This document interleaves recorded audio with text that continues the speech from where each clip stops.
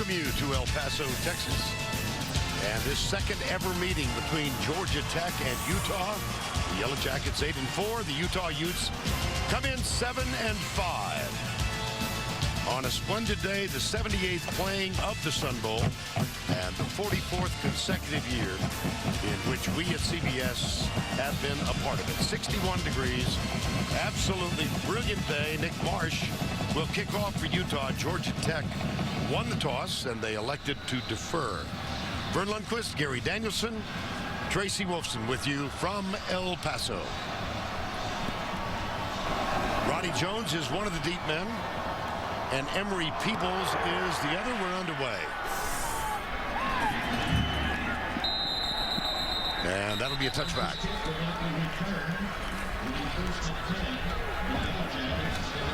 And Gary Tevin Washington keys the triple option for Georgia Tech. Yeah, the spread option has so many different ways to attack you, and you have to have an operator that can run the option efficiently and run enough himself, and Tevin Washington has done that. Had that big game against Clemson when he rushed for 176, but distributing the ball, that's what he has to do. Get it to his other players on the field. That'll be the key to the game for Georgia Tech. Wide receivers left and right. That's Orvin Smith, number 17, who now sets up top of the screen. Here's Washington to throw, and he's going deep on the first play. Nice catch. Yep, distribute it. Stephen Hill, who averages 30 yards per completion, but there is a flag down. Well, remember, all the talk was, could there be any passing game for Georgia Tech? Offense number 5. After this, and you can see Stephen Hill pushed off just enough. Was called. Pretty easy call, really. But a message was sent, I think, on that first play. Well, you've met Tevin Washington. How about the Home Depot Georgia Tech lineup? Bino, Jackson Finch, Shaq Mason gets a start at right guard, and Tyler Kidney at right tackle. Mason normally a backup. It's Melton, Smith, Sims, Roddy Jones, and Stephen Hill, who just caught that pass. It was negated by the penalty. Here we come left side. This is Emery Peebles, number 24. Utah's rushing defense, one of the strengths of this team. Up front, Riley Finau, Lota Lele, and Derek Shelby. Bird, Walker, Martinez, and Blecken. 2 Rovers today, Gary. And then in the secondary, you've got Lee, Rowe, and Black. Purpose of that? Yeah, the biggest switch up for this Utah defense is bringing in Greg Bird at another rover spot. That gives them more options to adjust to the spread. You see Bird shifts over right there. That's the extra rover. Keeper around the left side. That's Washington, who leads this team in rushing attempts. Rush defense, Utah. Well, they have so many gifted, big, good players. You mentioned Starlota Lele in the middle. He is a all Pac-12 performer up front, but they're kind of all across the board, big NFL-type guys, but they'll have to handle the finesse of this spread option attack. And Trevor Riley, the linebacker for Utah, just limped off the field, number 49. Here's Washington. That's a lateral. It sure is. But it is contained, and Orvin Smith makes the grab. Brian Blecken. And Georgia Tech has a list of key missing players as they come into the bowl. Phil Smith was suspended. The starting right guard, first team All-ACC. Uzi, lower body injury, and Lewis Young was suspended about 2 weeks ago. So some changes for this Georgia Tech team under Paul Johnson. Yeah, and the right side of that line, that was a lot of their experience, Vern. They lose 25 starts between their right guard and their right tackle. Griff McNabb is back to return the punt of Sean Toole. Fair catch called and taken at the 26-yard line. 61-yard punt by Sean Poole. And so Utah will come on offense now. They had a quarterback change midway through the season. John Hayes, who was brought in to be the backup, had to replace the injured starter Jordan Wynn, second conference game, not known as a passer. And they rely on the run game, do the Utah Utes much more so. John White, particularly, number 15. 1,400 yards plus. Play fake, huh? 2 messages, first 2 plays. Yeah. Got him open. Nice Stripped at the play. last minute. Yes. Intended for Reggie Dunn, but Rod Sweeting, number 6, was right there. Yeah, Sweeting did a nice job. You can look at the message from both sides is we're going to run the ball a lot, but make sure you stay honest in the backside. Sweeting one-on-one and does a great job of keeping his wits about him and making the play at the last second. And so 2nd down and 10. Sean Asiata is the fullback. They'll go out of the spread. Fake the give. Slings it. Oh, he's got a man wide open. Both sides At the of the 45, yes. This is Devontae Christopher. And a huge gain for Utah. Well, Norm Chow is the offensive coordinator for this offense at Utah, and everybody expected Norm would flip it around like this when he went to Utah, but injuries forced him to change it around. But you can see what he likes to do. Long crossing routes, and both of the crossing route guys were wide open. There's Norm right there, the new head coach at University of Hawaii. Finally, Norm is going to get his chance to be a head coach in college football. At the age of 65, and richly deserved. Hayes rolling out, pulls up. He's got a man again deep, but he overthrows him deep left side. That intended for Luke Matthews, number 11. And let's introduce you now to the Utah offensive line presented by Home Depot. Cullen Stevens, Brenner, Tony Bergstrom is an all Pac-12 first team all-conference player. Dunn, Asiata, there's John White the 4th, and Rolf the tight end, expected to be a big part of this offense today. You've seen Devontae Christopher. He caught the first pass. Yeah, the Orson Charles really hurt Georgia Tech at the tight end position. It'd be interesting if they go to that tight end here for Utah. White left, slips the first tackle, and gets to the 32. John White the 4th. Tiny guy, 5'8", but he's had a terrific year. Short. Let's go with short, okay? Okay, better than tiny. I was out at practice, Vern, and I said, all right, John, I'm a pretty tough grader here. I've had some good backs in the SEC all year. If I critique you, I just want to know if you're healthy. And I go, are you 100%? He goes, I'm a C note. I'm 100%. So I'm going to say he's one of the good ones, and I'm glad he's healthy for this football game. Injured an ankle against Colorado in that loss for Utah last regular season game. Blitz. Hayes, a lot of time. One-on-one coverage, the adjustment, and the catch is made by Luke Matthews. Yeah, I thought John Hayes was late on this throw, and he had him early in the pattern. Okay, he's going to try to run the flat and up, and I thought he had him right there. But what he ended up doing is throwing a back shoulder throw and overrun by the defense that time. Isaiah Johnson. Yeah, and those are the tough ones. When the ball's in the air like that, we watch the NFL guys have trouble with that every week, and that's a tough one. That is a 31-yard gain and a 1st and goal. Luke Matthews is listed as a fullback H-back, but he's almost really a slot receiver. And off. Over the right side, it's John White the 4th. Short of the first down. Matching wits with Norm Chow is another real good name in college football and pro football. Al Groh is the defensive coordinator for Georgia Tech, and he told me out at practice they're going to run big, long crossing routes on 1st and 2nd down.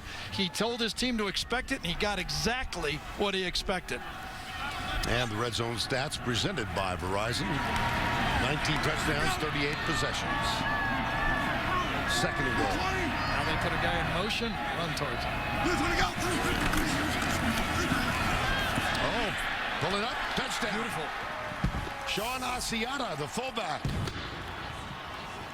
That's only his 2nd touchdown of the season. And a nice job of play faking by John Hayes. Yeah, they call this a sneak when you cross a guy behind the line of scrimmage, and it's really tough to handle. You get a guy going in motion, you change all the rules, and look at that drive. 7 plays, 2 of them just runs, 5 of them passes. Georgia Tech did not expect that. Coleman Peterson on for the extra point, which is good. Asiata with the catch. Yeah, he at fullback position, but he shifted up right here. He'll sneak around to the outside, get all the action going to the right, and then pull it back to the left. Everybody watches football. Everybody's got this play now. And it really crosses up those linebackers, really makes Burnett just try to seek double there. There's no way he can handle it. Good drive, missed pass by Georgia Tech early. Remember, Stephen Hill had the penalty. John Hayes comes back and gives them the mix-up and a 7-point touchdown drive. LG, as a proud NCAA corporate partner, presents great moments at the Sun Bowl. They're not going to get him. It's a touchdown for Utah. 15, 10, 5. Touchdown, and Georgia Tech leads. Go Utah. Go Jackets. Fight. Go Utes. Go. Welcome to the Sun Bowl. Crazy cameraman. Well, there you have it. First game in the Sun Bowl played in 1935. This, the second appearance for both schools. Georgia Tech beat Texas Tech. And Utah played here in 1939. They won their game as well. Very significant opening drive for Utah. They're up 7-0. And we'll kick off. It's Nick Marsh, number 30. Roddy Jones and Embry Peoples are the deep backs.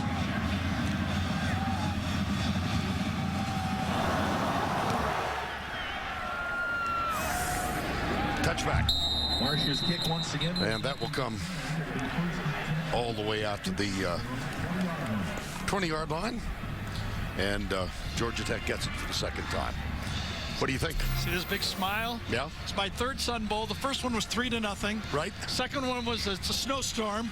We got 7 points on the first drive. I love it. Nothing against Georgia Tech. You've been in a great mood all day long, though. So we're going to have a good football game, I promise you. Georgia Tech's going to get that option going, and they got tough competition. This Utah defense has been able to stop everybody running the ball, but it's hard to handle these guys. there's the pitch out to the right side to Orwin Smith, number 17, and a flag down. You know, and this is very unusual for Georgia Tech. They have the number 12th fewest penalties in the NCAA. Offense number 70. After this to the goal, replay first down. Well, they're averaging just 37 yards a game in penalties, and already they've had 2 big penalties in this game. There's Paul Johnson, 4th year as the head coach at Georgia Tech. Very successful coach at Navy prior to that. Georgia Southern, I go back with him all the way to Hawaii. He's been running. He calls these plays himself. Kyle Whittingham, excuse me, longtime defensive coordinators, picked up this program. It's got it headed upward, I believe. There we go. See what I'm talking about? Preston Lyons gets loose from that tackle and is finally caught and dropped at the 31-yard line. Greg Bird, number 35, caught up with him. A 58-yard run. Number 1 job, stop that fullback. And the angle blocking coming down just creased him. Actually get the center over there on the middle, on the free safety end of the play, and you just gash him for big yards on the simplest of plays. And so a first down at the 32. Preston Lyons. Well, Georgia Tech, one of the top rushing teams in the NCAA. You see their average 5.8 per rush. That's 4th. Yards per completion is 1st. Yards per play and 20-plus yard plays. It's 2nd down and 7 here.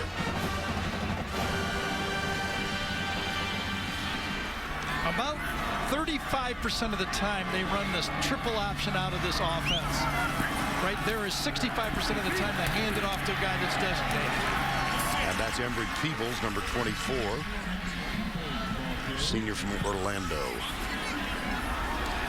Matt Martinez, number 52, with the stop. Georgia Tech started out 6-0 this year.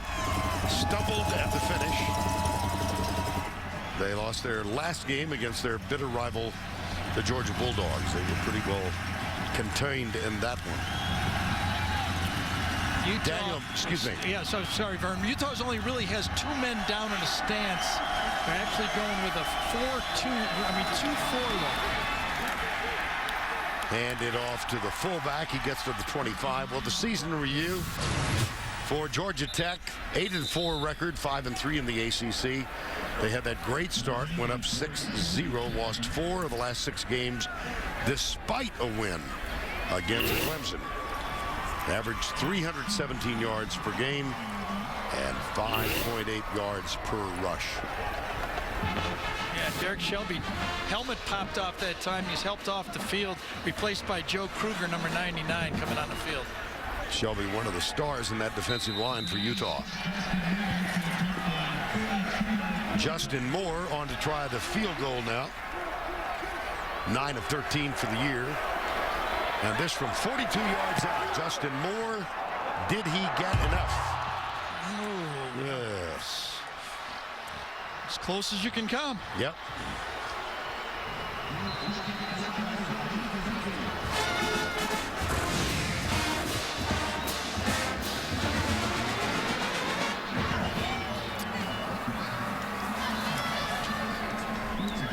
It glances off the left upright. Kind of hooked it. It was in between, and the vibration from the ball hitting the post gave us our RoboCam a little vibration.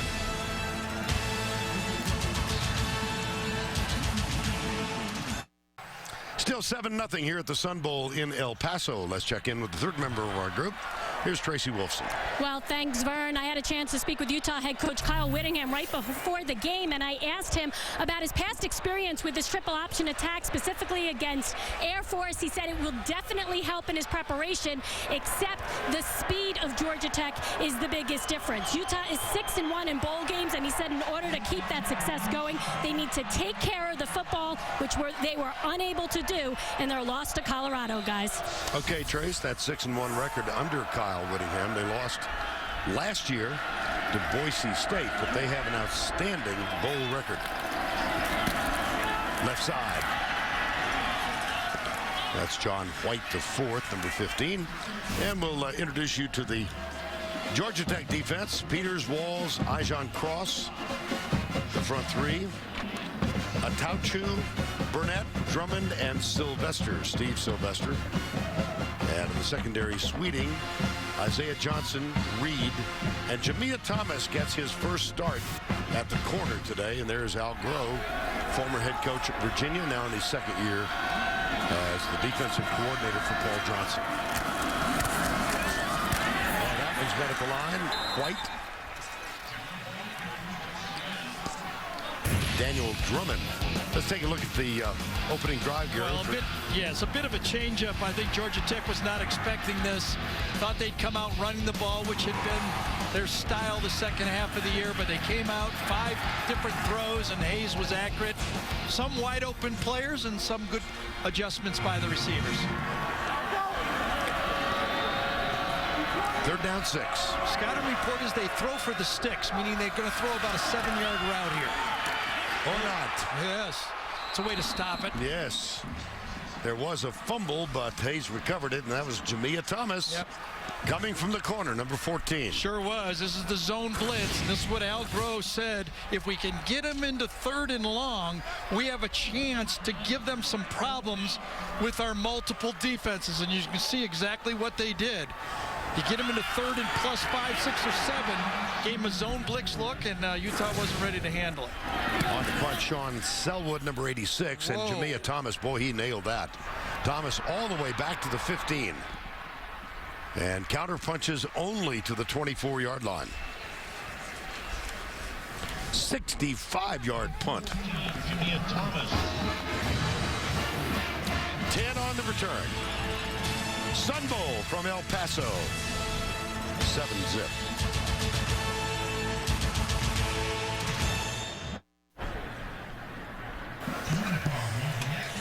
.525 to go opening quarter. Utah 7-0. Now let's take a look at our Home Depot tools for success. Well, there's 3 or 4 prominent spread triple option offenses in college football. We've seen a couple of them in the last 2 games. Army's more of a power inside running game. Navy's a little more finesse to the outside. Georgia Tech does a little of both, but the one changeup that Tech brings to it when they're hitting on all cylinders is the deep ball to Stephen Hill. They're going to need a couple of those. They had one, but it was a penalty on the first play of the game.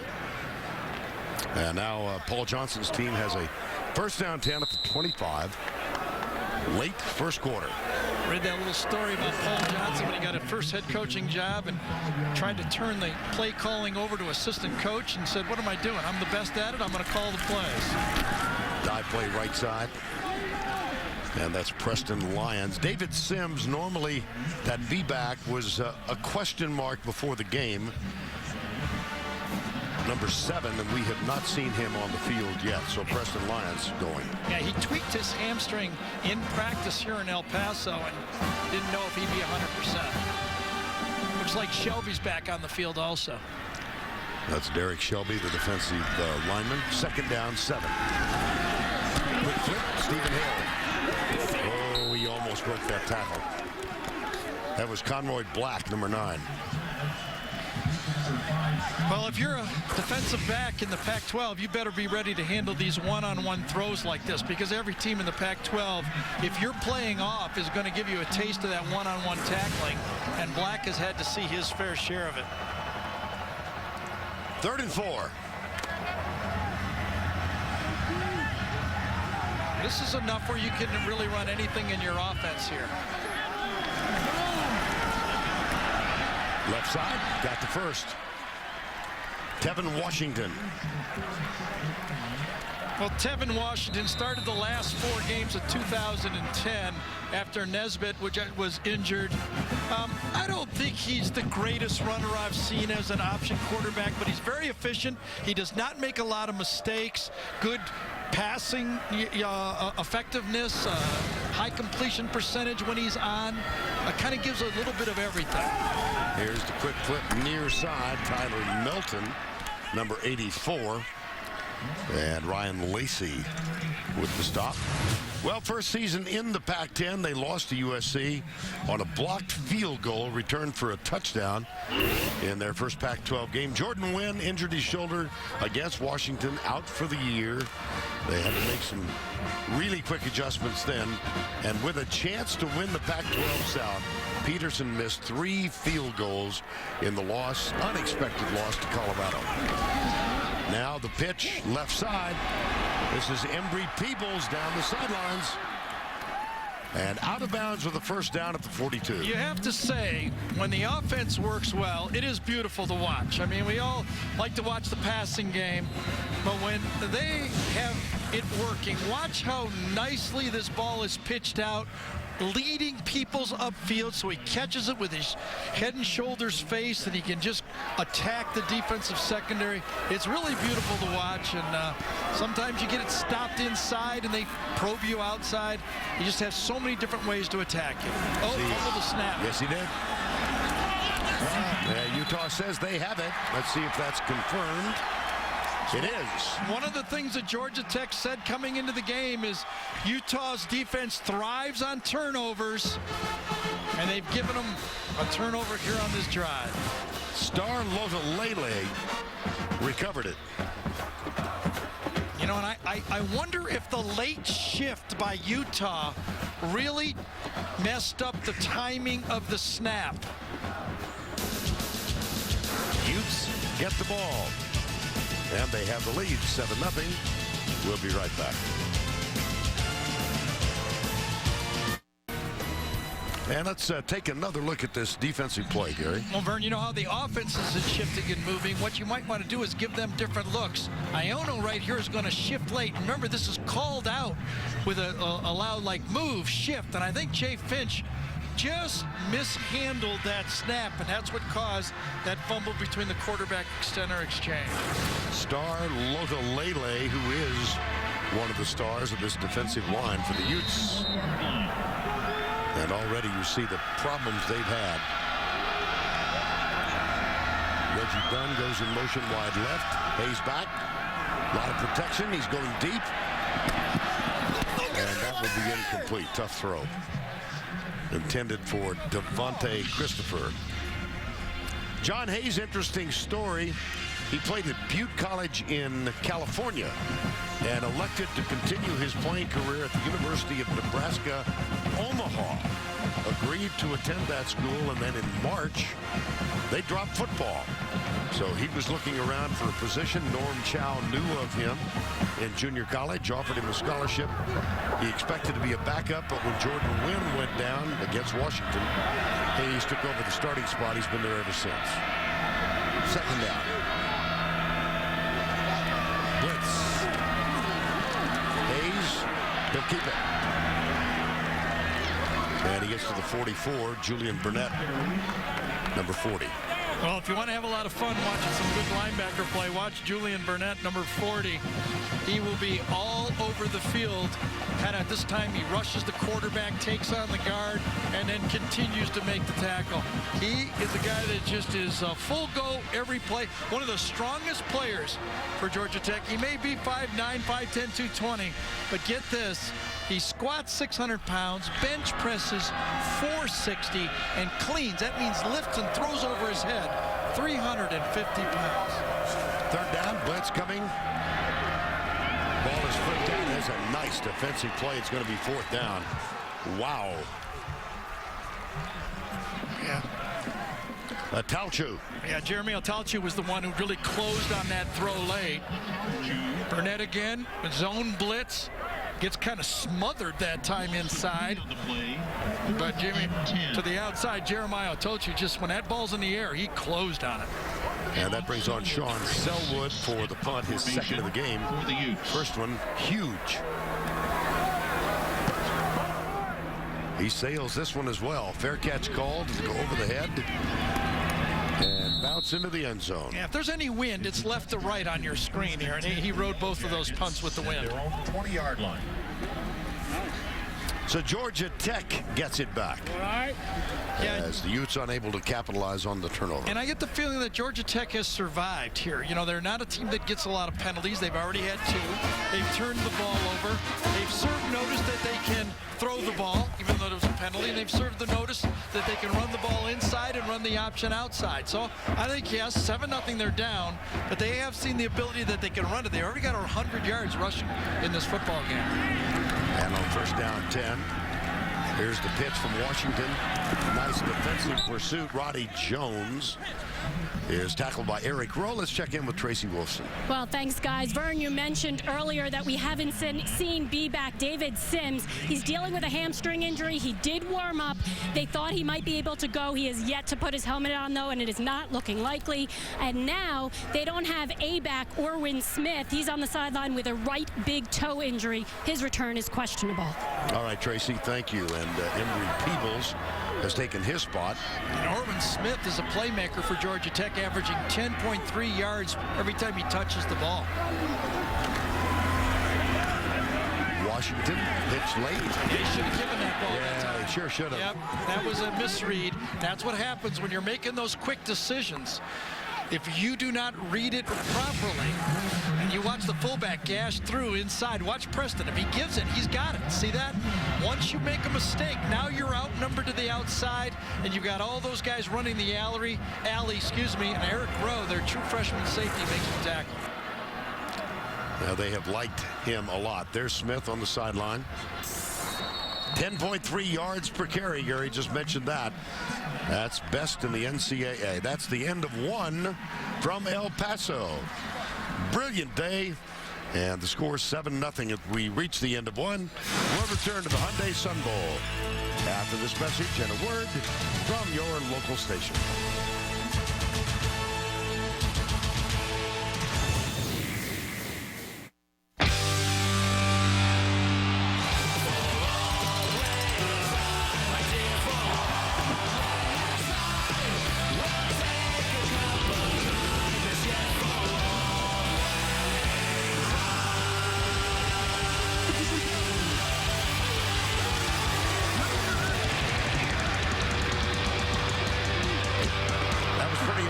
As we begin this afternoon, when 2 of the 4 Golden Knights touched down at the 50-yard line, having jumped from 2,500 feet above the Sun Bowl. And they're expected 12,000 soldiers, young men and women of the Army stationed here at Fort Bliss in attendance today. Many of whom, if not most of whom, have just returned from service in Iraq and Afghanistan. Second quarter underway. Georgia Tech has the ball. 3rd and 5. This time they give it up the middle. And very close to the first down. Vern Lundquist, Gary Danielson. Impressions first quarter. Well, I definitely Utah saw the Georgia tape against Georgia Tech when Aaron Murray threw, I think it was 11 for 14 in the first half for 193. If you can't stop the pass, you're going to get a taste of it from Utah. I think both teams are playing intense football. When I was at the banquet, I told both sides, I said, listen, these two coaches are intense. If you're not ready, the other guy will be. And that's kind of one of the keys to all bowl games is you have to be able to play and play with intensity. Is it tough to do that? I mean, there are a lot of distractions. And entertainment values. I'll tell you why it is sometimes. It's not that so much. Now you're talking to a guy who never went to a bowl game. So I forgot that part. Now I covered a lot on TV, so it's like being a doctor on TV.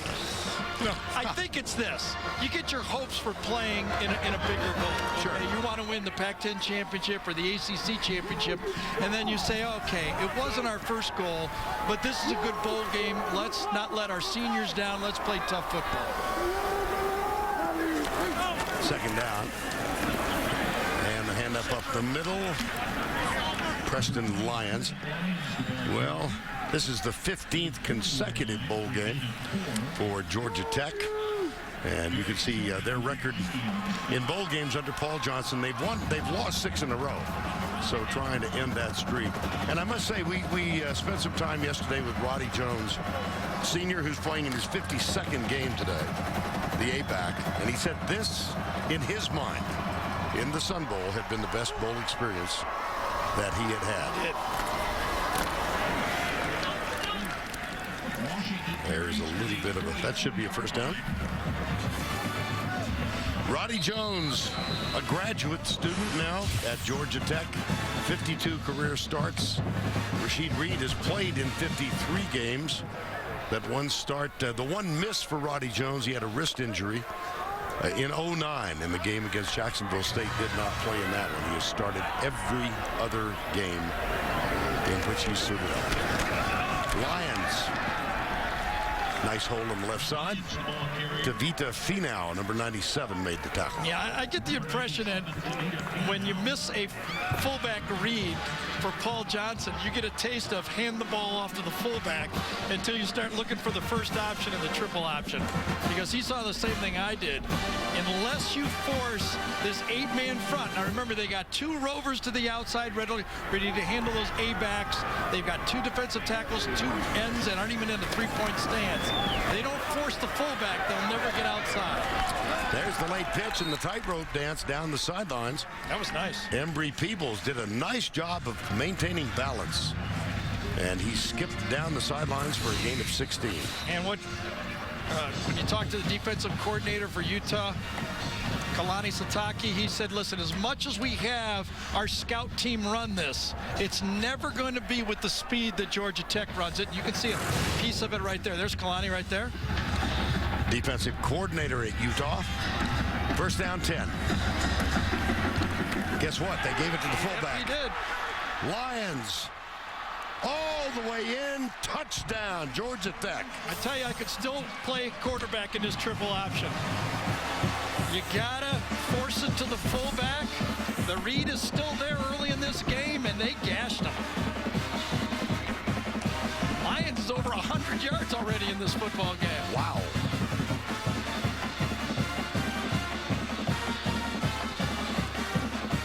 You wonder, where is the free safety? Well, the free safety's running for the pitch guy. Runs himself right out of the play. Extra point limps through. Preston Lions, 8 carries for 116 yards. Now, you would think this guy right here is going to be able to tackle the fullback, right? Now, watch what happens. He sees that pitch, he runs right out of the way, and the fullback cuts right inside of him for a gashing play.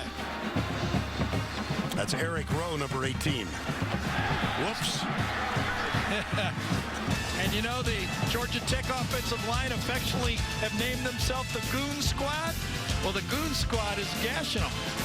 They've rushed the ball already in this game for 184 yards.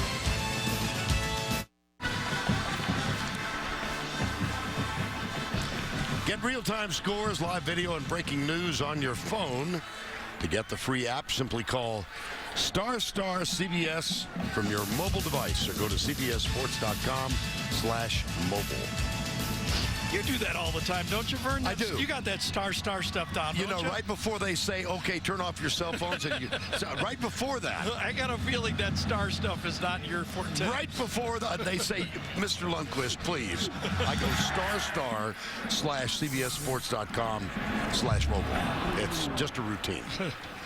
You and Alec Baldwin. Yeah, right.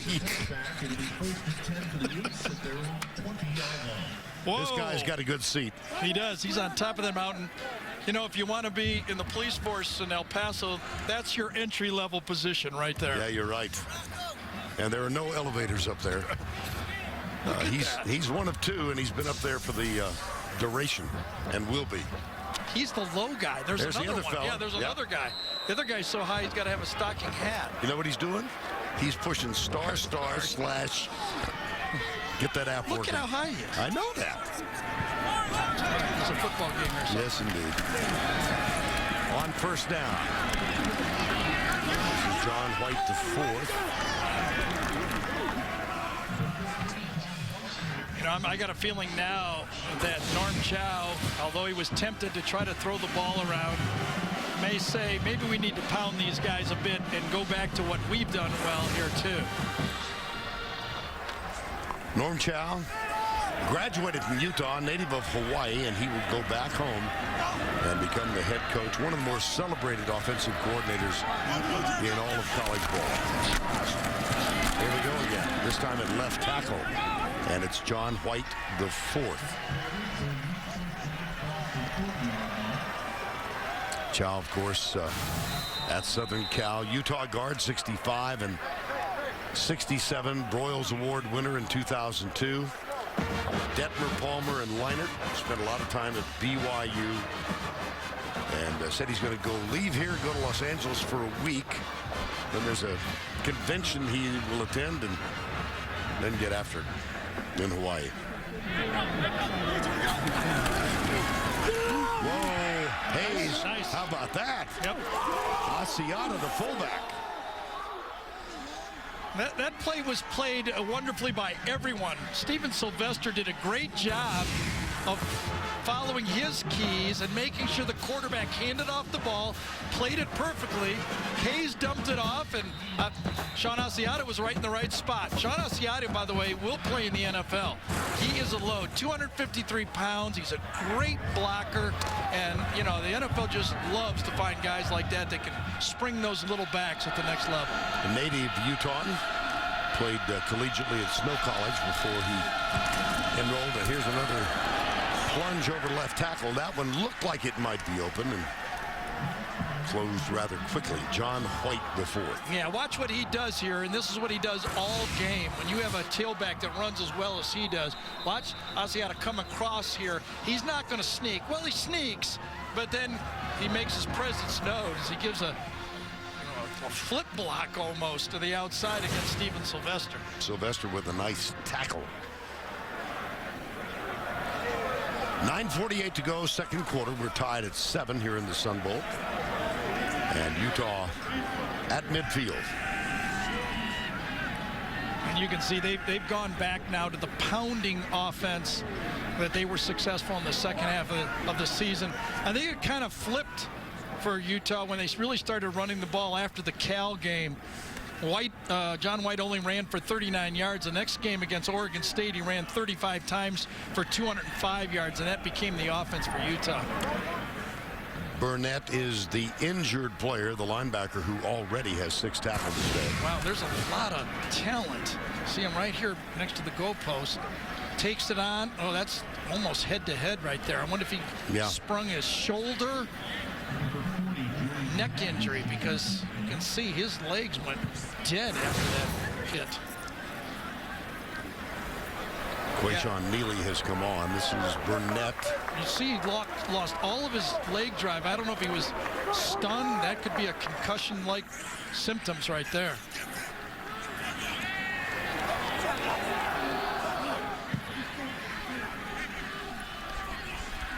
He's the leading tackler by a long shot. Yes, he is. For this Georgia Tech team. Well, he'll take his spot on the bench, at least for the moment. Yeah, and with the new rules and the safety rules in college football, they might not let him back on the field. Second down, 5.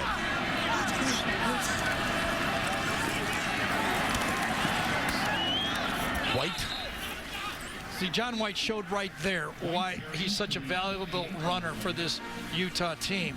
He's smallish, shortish, I guess, but he does not lose yards. He made a quick, darting cut right there. Instead of it being, 3rd and 8, it's 3rd and 3. Big difference.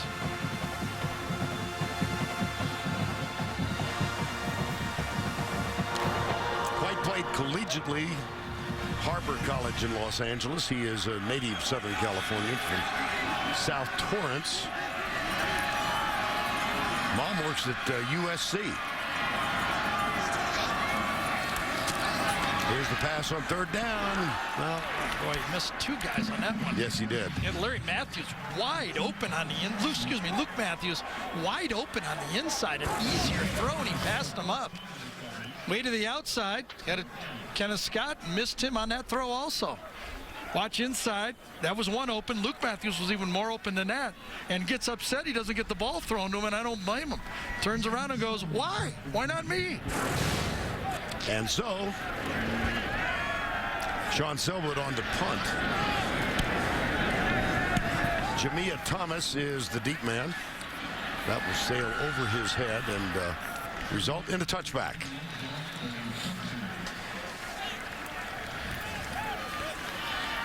8:36 to go, first half. Sun Bowl, El Paso. Paul Johnson's first visit here.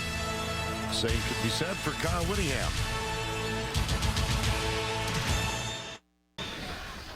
7-7 here in the second quarter, Georgia Tech and Utah.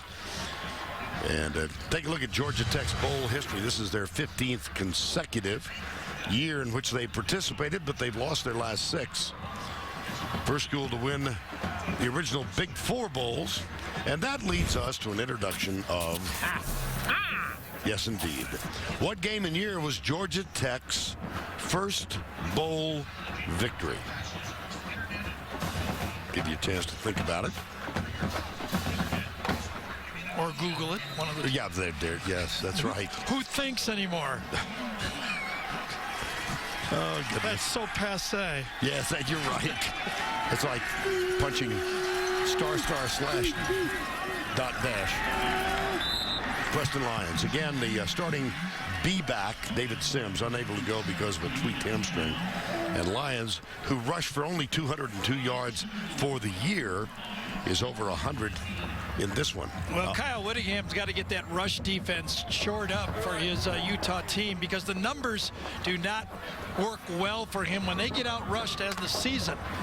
They're 0-4 in a game, okay, when they get out rushed. And right now it's 186-22, Georgia Tech. Second down. Flip out here to the near side. Stephen Hill, number 5. Now let's take a look at Preston Lyons. Gary and his contribution today. Well, he is over 100 yards rushing. He's done it with the same play. Really untouched in fullback position both times. Had that Utah defense over pursuing to the outside, trying to stop the triple option. Before you can stop number 2 and number 3 in the triple option, you better stop number 1, and number 1 is the fullback. Preston Lyons, one of 5 who graduated back on December 17th. Washington searching back behind the line of scrimmage. Tackled by Chaz Walker, number 32. Yeah, came out one way to throw a rollout pass, didn't like it, and had to come back the opposite way right away. This was actually a called play. That's a quarterback draw out after off of the roll to the left. That's a called play, and it's 4th and short. Will they try to draw him off sides, or will they go for it? Whoa. Oh, yeah. Drew him off sides. Star Lotulelei is the fellow who jumped. Let's see if Georgia Tech didn't move also. Yeah, No, exactly. It's going to be against Utah. That's a big mistake. I don't Offside. not believe. Defense, number 92. 5-yard penalty results in a first I down. don't believe that Georgia Tech was going for it. I think it was a called play to try to draw him off sides. All right, here's Star Lotulelei right here. See, Will Jackson was right there. That is the first penalty against Utah in the ballgame. But a big one. 6.5 to go. Take it up the middle. Preston Lyons. Chaz Walker with the tackle. Yeah, Chaz Walker and Matt Martinez are the two inside linebackers in the game here. There's the two guys that are going to try to play the fullback and the quarterback almost at the same time. They got to read their keys. They're both inside, kind of in the eagle position, we call it. Quarterback's got it. And a huge gain. Yeah, almost a horse collar at the end of that, too, wasn't it? Greg Bird, number 35, made the tackle. Well, option number 2 is the quarterback. Fake it. Look at 3 guys looking at the fullback that time. They've established the fullback, gets overrun by the free safety that time, Eric Rowe. Cuts it up for a big gainer. Gashing them on the ground. Georgia Tech, 1st and 10. Lions again. Gary, is there, go back 40 years. Emery Ballard, Darrell Royal, Right. the Wishbone.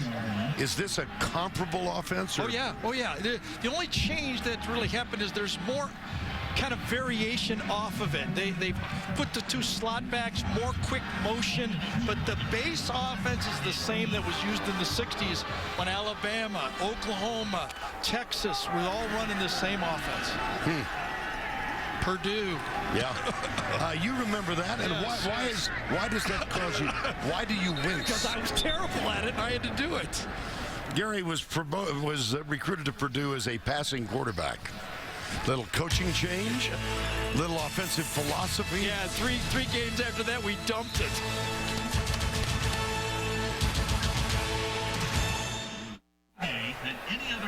Kyle Whittingham's Utah team tied 7-7. And, of course, they have faced the option offense. Oh, yeah, every year, basically, whether Kyle was at BYU as a linebacker, he faced it, or as a defensive coordinator when he faces the Air Force triple option. They have a lot of experience with it. However, no matter how many times you've seen it, and sometimes you stop it. Look at 2008, that was that great team that Utah had. Undefeated team that ended up beating Alabama in the Sugar Bowl. But sometimes you got the number, and sometimes they got your number.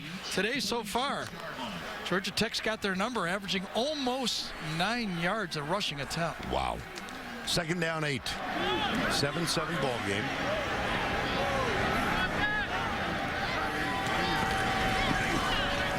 There's the toss. Slip. That's Roddy Jones, number 20.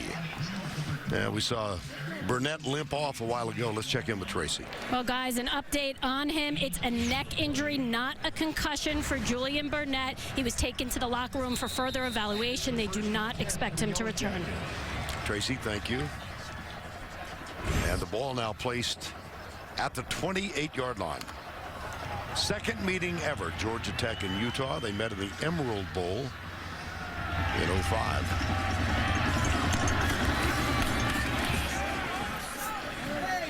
Preston Lyons again. You know, Vern, one of the subtleties of this is how important the pitch is. The pitch needs to be upfield. It needs to be so you lead him like a pass, okay? If you pitch it directly to him, he has to slow down. But when he leads him, that was about halfway in between. But if you lead him so he turns upfield, he gets that forward motion, and it's a much easier catch. And that was Roddy Jones, who couldn't handle the late pitch from Washington, so that one looked pretty ugly.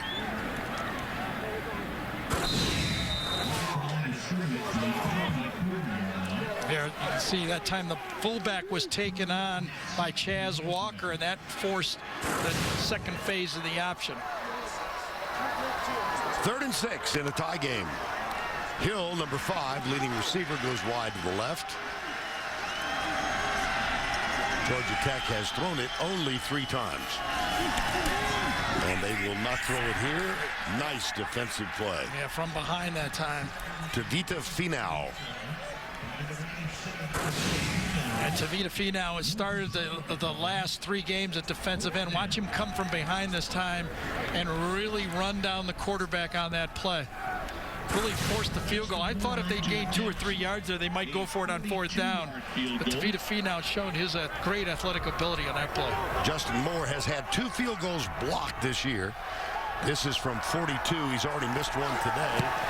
And this one is going to be way wide left.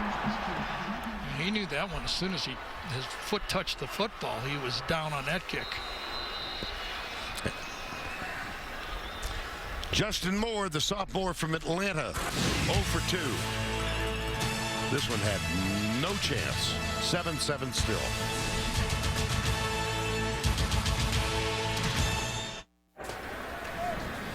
Less than 3 to go first half. 7-7 here. Bring the duck on. And time for the answer to the athletic trivia question. Georgia Tech's first bowl victory. Take you back to 29, I beg your pardon. Rose Bowl. They defeated Cal 8-7. I know you don't remember this in person, but I'm sure you've seen the highlights. Golden Bears' Roy Riegels made one of the most infamous plays in college football history. Recovered a fumble, turned the wrong way, went 69 yards until a teammate tackled him, stopped him at the 1. Whoops. Major whoops. But anyway, wrong way, Roy Riegels. Lucky that other guy was faster than him, I guess, right? I think so. He ran him down. Interesting now for Georgia Tech on defense. They've lost Julian Burnett. Also, Quashon Neely not playing. Their 2 inside linebackers. Neely has 7 starts. So inside, where Utah should attack, young new players. Toss. Yep. John Design White, play. reverse. To the 27. That's Neely, who is back out there, number 54. Well, more on this Georgia Bowl history. Georgia Tech completed playing and winning in the Rose, Cotton, Orange, and Sugar all the way back in 1955. That's pretty stalwart programs on that list.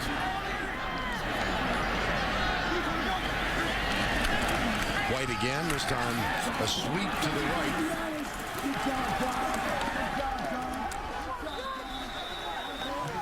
Sean Asiata, number 34, with a clearing block. They sure did, and he finessed it this time not with power, but with athletic ability. Watch him right here. Get outside and then track his guy inside. Beautiful. Just feels him going to the inside that time and makes the block. And on these type of plays, when you got your tailback, he's got good speed, and you see him make a guy miss, he almost sets up the blocks with the way he runs. And he has now run the ball 300 times this year. Came in with 290. That was his 10th run. Man is open. Catch is made. Yes. Well, that's the second good throw that Hayes has made with a lot of pressure on him. He had to throw the ball before he was really ready, but the crossing route, they kind of cross in the middle of the field, gets the big tight end again. David Rolfe just 4 games ago was playing defense. Right. But you can see the pressure as he got that ball just before Drummond hit him.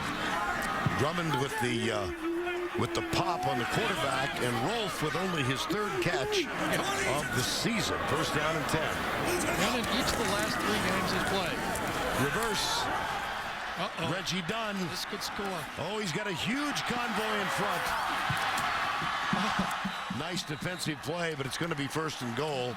Jamia Thomas knifed through a lot of the white-shirted Georgia Tech team and made the stop. I'll tell you, when this ball gets reversed right here, it's going to come all the way back on this way from the outside. And when Dunn has it right about here, I mean, he's got 4 guys and 1 defender. And I thought for sure he was going to get into the end zone. but the cutback allows one guy to come back and make the play. Jamea Thomas did it. And he came a long way to make that stop. Look at this, reverse again. And a pass. And a pass, and the guy's open in the end zone. Oh, he missed it.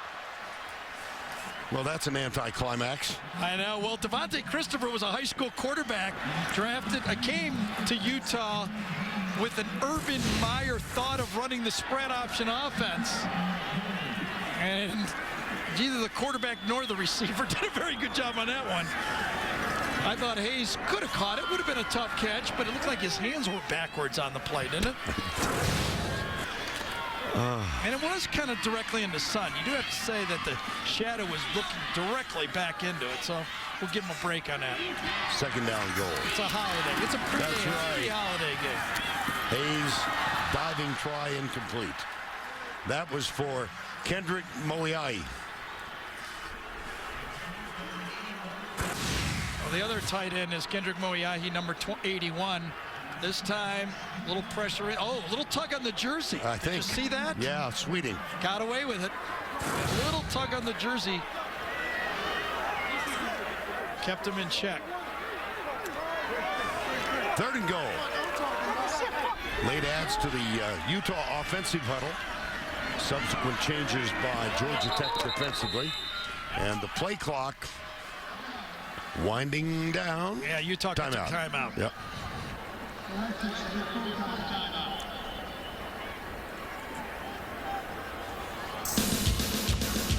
7-7. Utah threatening. 24 seconds to go before the halftime break. When we get there, we'll take you back to our studios for the Geico halftime report. Our usual guys of knowledge and intrigue, Tim Brando, Spencer Tillman, Tony Barnhart, all back in New York. They'll be along with the Geico halftime report. What a fantastic day. Remember, I got a feeling, Vern, that the guys that play for Miami are going, what?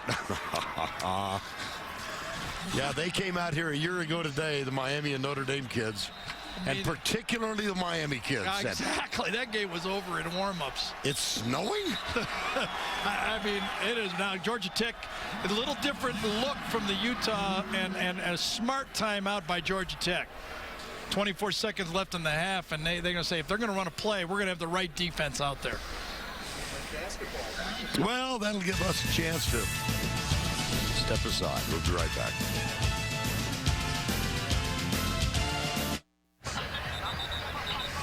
We are back in El Paso. See what makes unforgettable this season's #1 new drama, Poppy Montgomery and Dylan Walsh star Tuesday.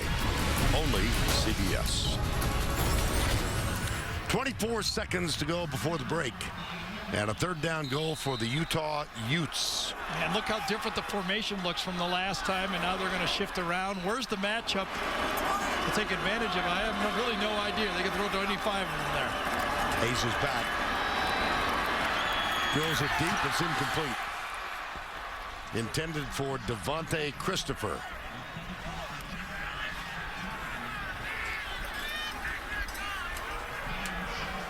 I think Kyle Whittingham thought he was going to get a call there.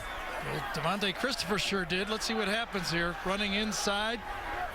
Hands on him. Rashad Reed had him right there, and Hayes thought he had one also. Well, it's going to result in a field goal attempt from 25 yards out. Now, Coleman Peterson missed 3 against Colorado, 42, 26, and 48. This is for the tie. Doink. Ricocheted in. Ricochet, I guess. Well, it'll count for 3.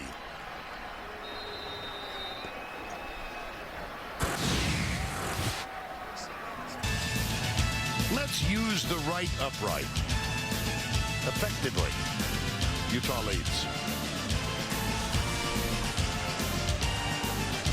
Hello, I'm Derek Shelby from Utah Utes. This is Kyle Whittingham, the head football coach at the University of Utah.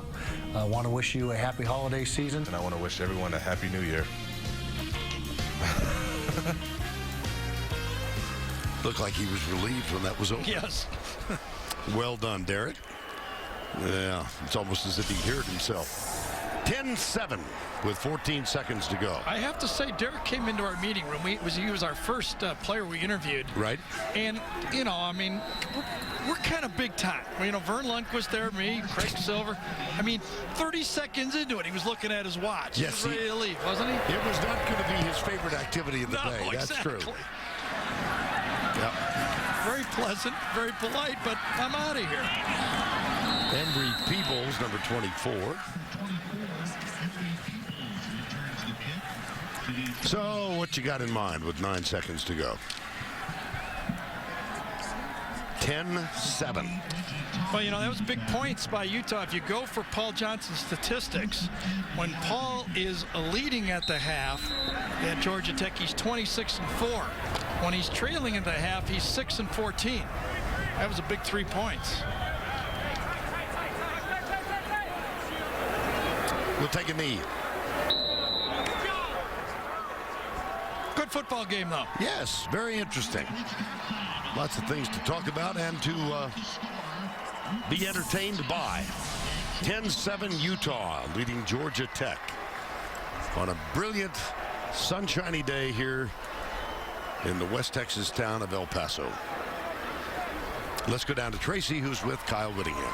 Coach, your rush defense, one of the best in the country, but you've given up 227 yards so far. How do you change that in the second half? Well, we got some adjustments to make without a question, but you know, we're fortunate to be having only given up a touchdown. You know, with how soft we've been in the run game, we found a way out of drives, fortunately 2 or 3 times, but we've got to get some adjustments made to the front, or it's going to be a long second half, so we got to get that done. How about your run game? How important will it be to get John White involved in the second half? Well, very much so. You know, he's ran hard in the first half, hasn't got a lot of touches, but we got the ball first coming out in the second half, and we do have to get him going. Thanks a lot. Vern? Tracy, thank you. 10-7 Utah leads at the break. Let's go to Tim Brando in our New York studio. Timmy? All right, Vern, I thought you were going to break into a little Marty Robbins there. Coming up on the Geico Halftime Report, Spencer, Tony, and I will get you caught up on today's bowl action, plus take a look ahead at the 2012 season after this word from your local station.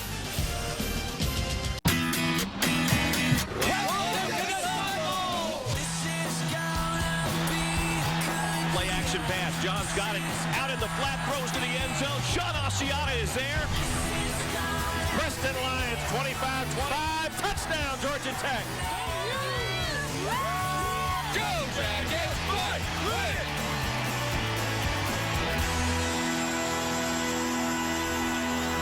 It is a Chamber of Commerce kind of day in El Paso, Texas.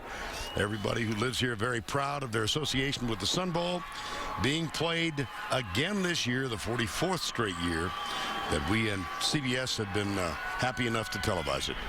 Not quite a sellout today. The capacity here is about 50,000 on the campus of the University of Texas at El Paso, but a full house almost. And it's 10-7 at the break. Georgia Tech will kick off. But first, the ball moved. Well, maybe it didn't.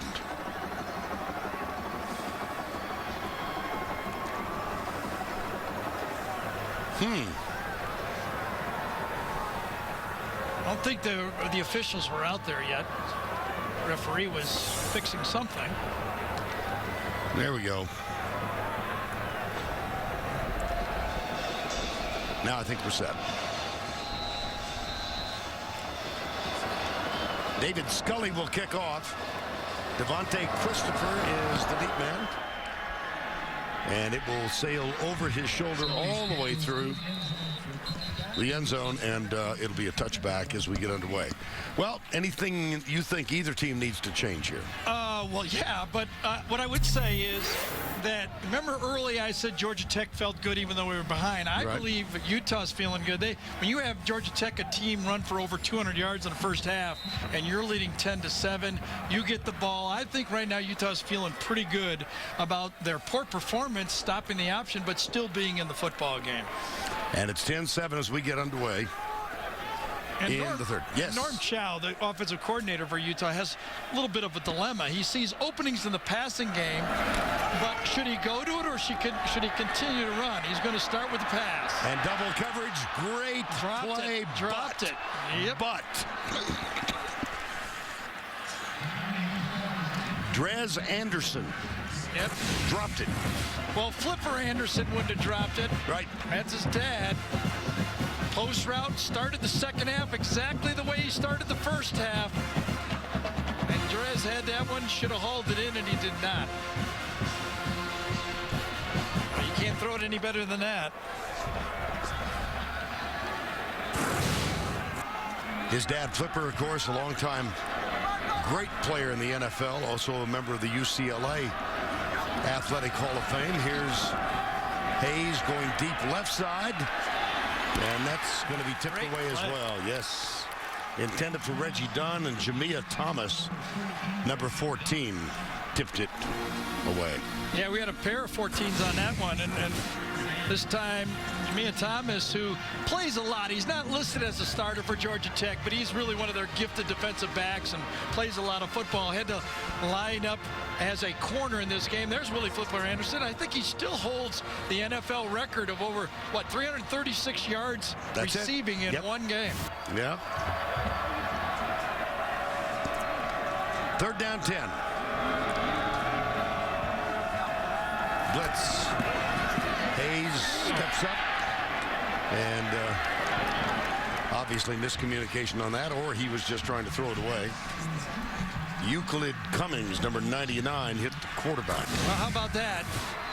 Tracy talks to Kyle Whittingham saying we get the ball first. We're going to start that run game in the second half. And Norm Chow says, no, we're not. We're going to throw 3 straight footballs to start the second half. So Sean Selwood comes on to punt. Jamia Thomas will return for Georgia Tech. Fairly short. And it hops back toward the south. Gary, take us through some halftime trends. Well, we know the fullback for Georgia Tech was the go-to guy to start it off, Preston Lyons, who for the whole year, his most attempts in a game was 9. He had 12 in the first half and very effective, as you can see at career highs. The Utah offense, a little of each, but nothing really effective in the first half. Georgia Tech defense did a good job against them.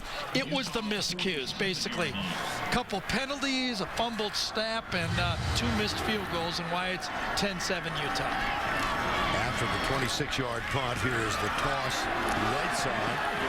Henry Peebles, number 24. And he scoots down near the 35-yard line.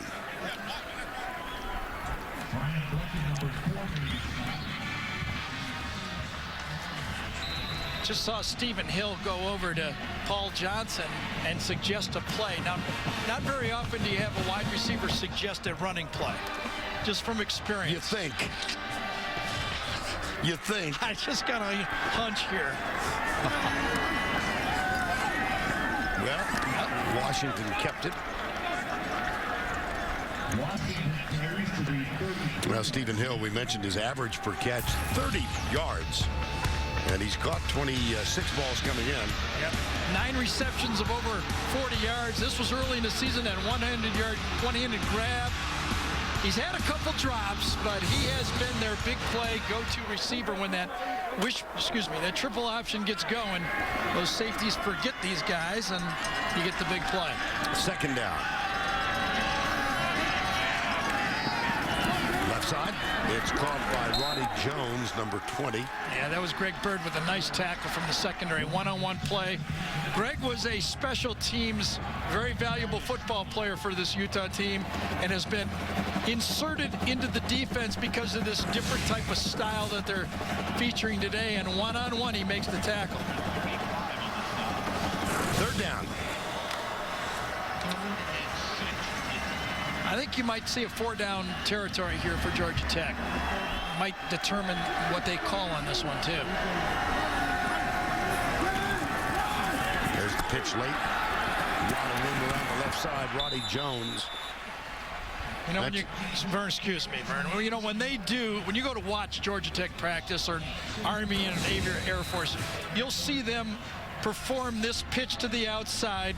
This time it'll go to Jones, and it's so beautifully executed. They do it over and over and over. It's soft, it's in front, it's end over end. The technique is to flip your thumb down to the outside, and it takes a nice, soft, slow, like pitching horseshoes to the outside. 1.5 turns. On first down, the fullback dive. And that's Preston Lyons again. The starter, David Sims, unable to go today. And Lyons has made the most of his opportunity. It's going to be second down at the 15.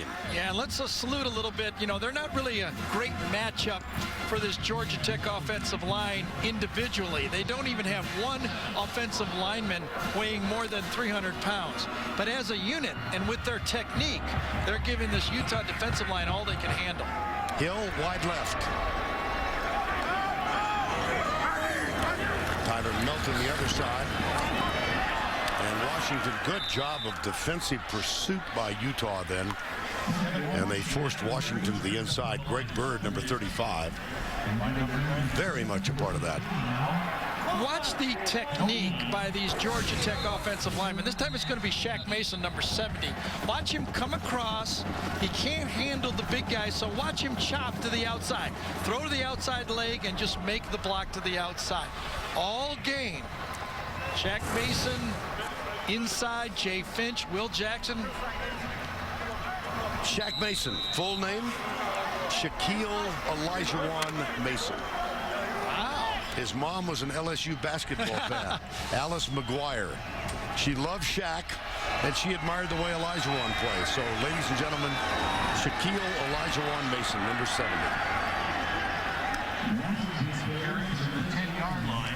And just actually really a true freshman offensive line. And one of the things that Paul Johnson had said here is we got a 4th and 2, and with the way they're kicking field goals, I'll bet they'll just go for it on 4th and 2, even though it's a 10-7 game. Shaq Mason is the only non-redshirted offensive lineman on this front 5 right in this football game. Yeah, I like this call. Vern's looking at me. Would you do this? Yeah, I would. Give the other guy 2 chances. Timeout. Georgia Tech. Georgia Tech.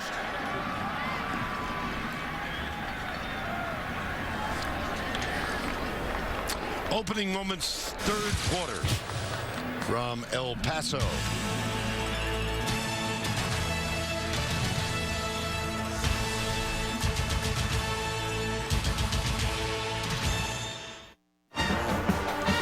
Seven, 4th down and 2 now for Georgia Tech. They came in shorthanded because of injuries and suspensions. Phil Smith was out, Lewis Young, and Uzi was not able to go with a lower body injury. And in the game, they've lost Julian Burnett with a stinger and David Sims with a hamstring, unable to even play today. Start. 4th and 2. Star Lotus Ulele, number 92, jumped off last time. Let's see if he can hold his water here. Oh, almost.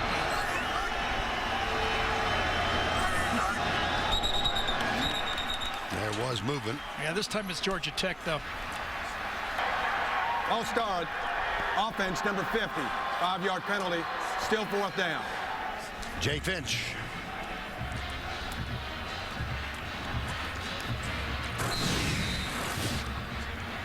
Let's see if he shifts. Almost does it that time.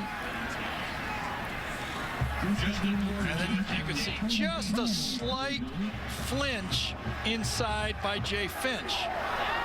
That brings on Justin Moore, 0 for 2 for the day. And that ends the negative streak as Georgia Tech hammers home a 32-yard field goal. And we are tied yet again at 10. It does appear that Paul Johnson had second thoughts and it was trying to draw him off sides the whole way and had settled for the field goal. So 10-10.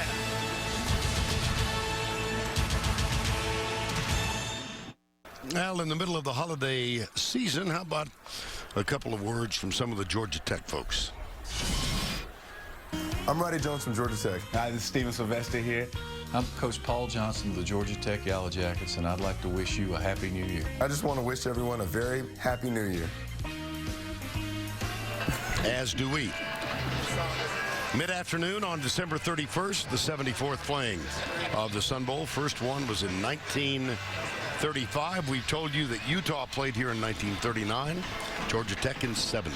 You know what they refer to as Roddy Jones, don't you? What's that? Son-in-law material. Haha, yes. Wouldn't you? Yes, absolutely. What a great kid. Number 20, already a graduate, all-time leader in starts at Georgia Tech, 52. And a really remarkable young man.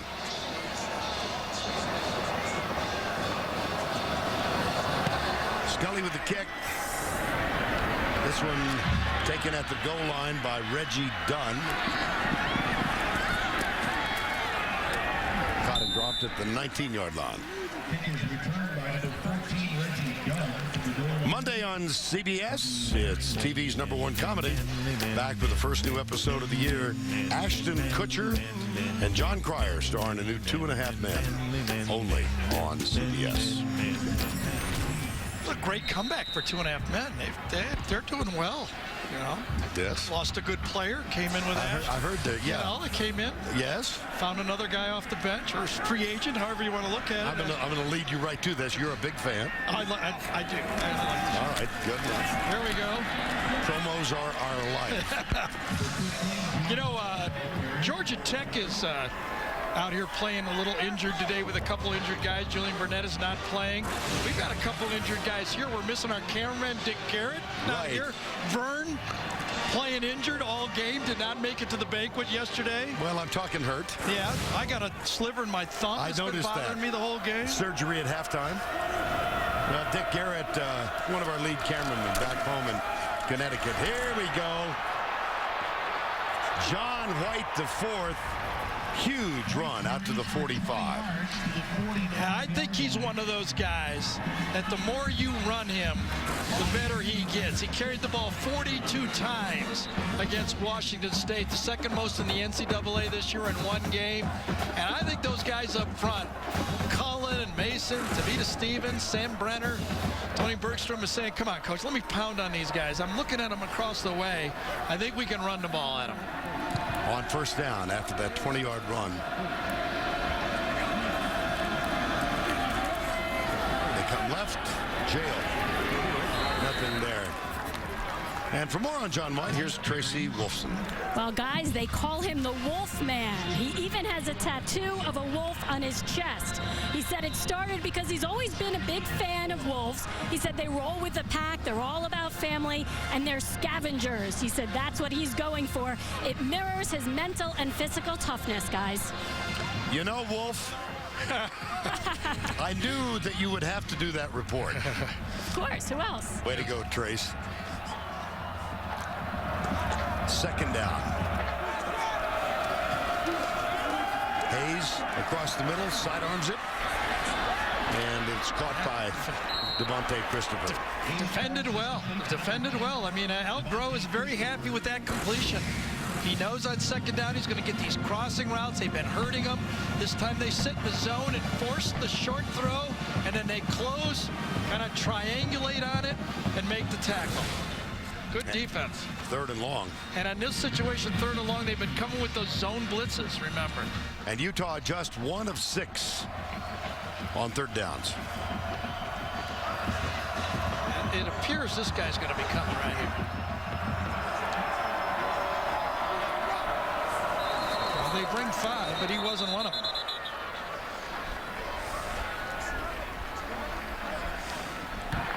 False start. Offense, number 11. 5-yard penalty. Still third down. That's Luke Matthews, that hybrid player that Gary had referenced to a moment ago. Utah with Jordan Wynn. He was coming back as a starter. They started out 2-2. And with Jonathan Hayes, they did win 4 in a row at the end of the year. And then had what they describe as a horrible loss to Colorado, 17-14, with a chance to meet Oregon in the Pac-12 championship game. There's Jordan Wynn right there with the long locks. There's a reason for that. It's to honor his late grandmother who died of cancer, and he's called the Locks of Love. It's got to be 7 to 10 inches. He's going to donate that when it gets that length. There's the pass on third down, and that'll be short, far short. John White with the reception. Good defense again. Forced the drop off. 3rd and very long. This time he had to kind of throw it around his offensive lineman in the pass rush, one of those dump passes. But that was a big win. Again, Georgia Tech defense holding up against, it looked like the running game would power them out, but they stopped it and forced another punt. Here is the punt from Selwood. And Jamia Thomas will let this one bounce and come back. Head toward the south. 6:54 to go, 3rd quarter. It's tied at 10 in El Paso.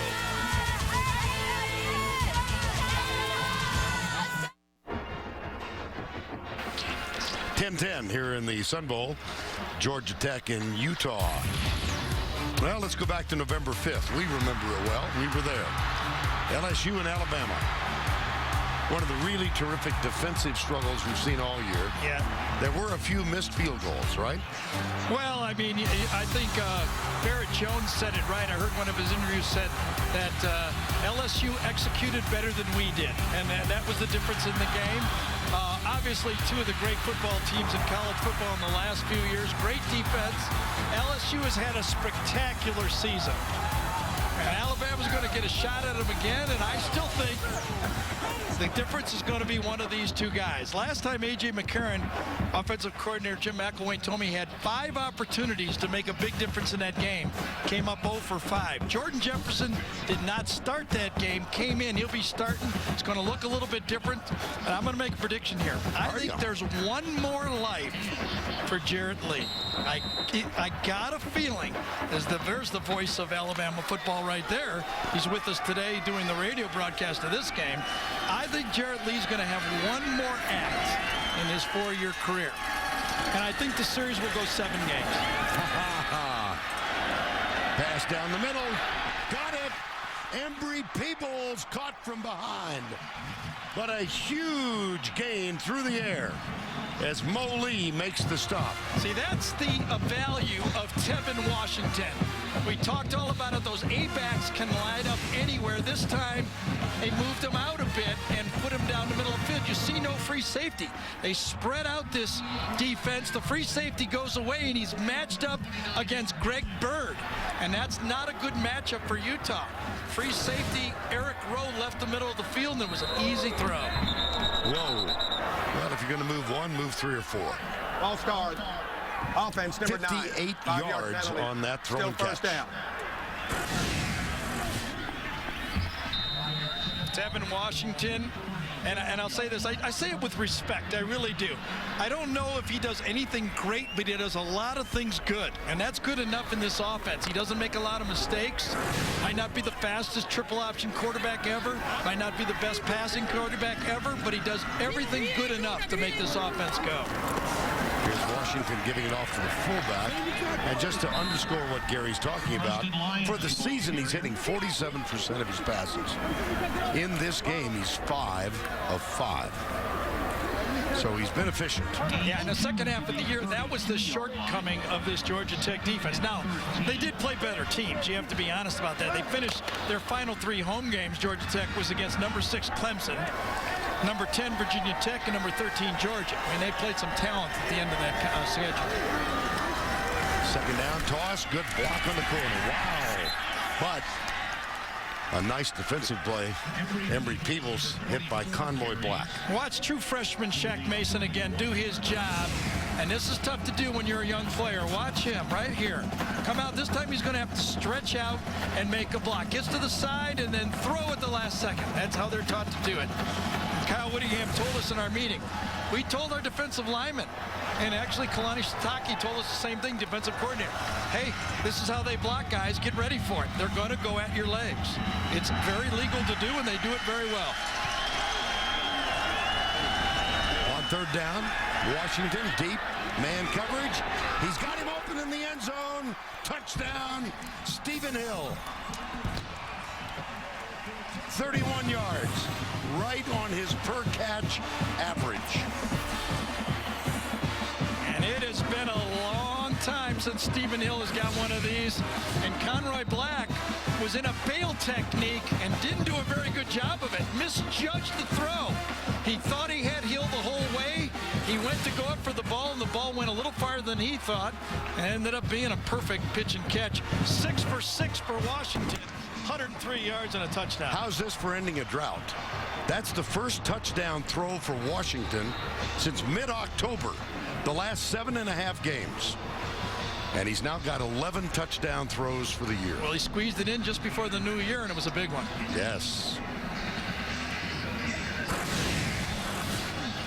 Tevin Washington. Stephen Hill.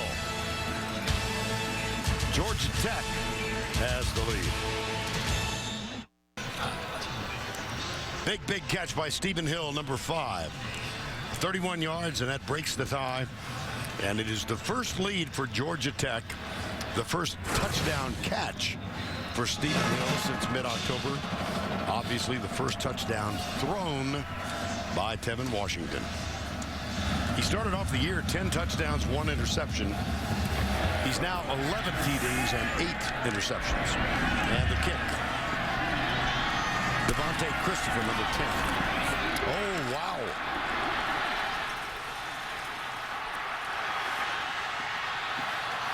Oh, wow.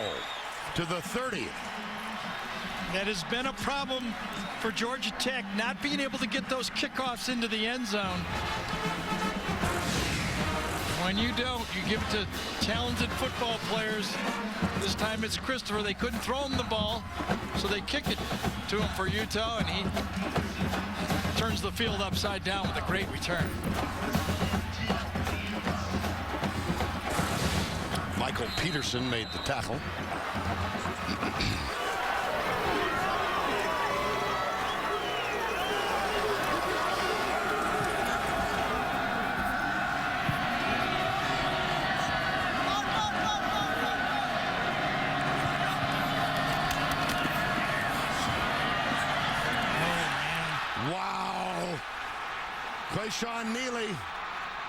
Quayshawn Neely for the touchdown, no flags.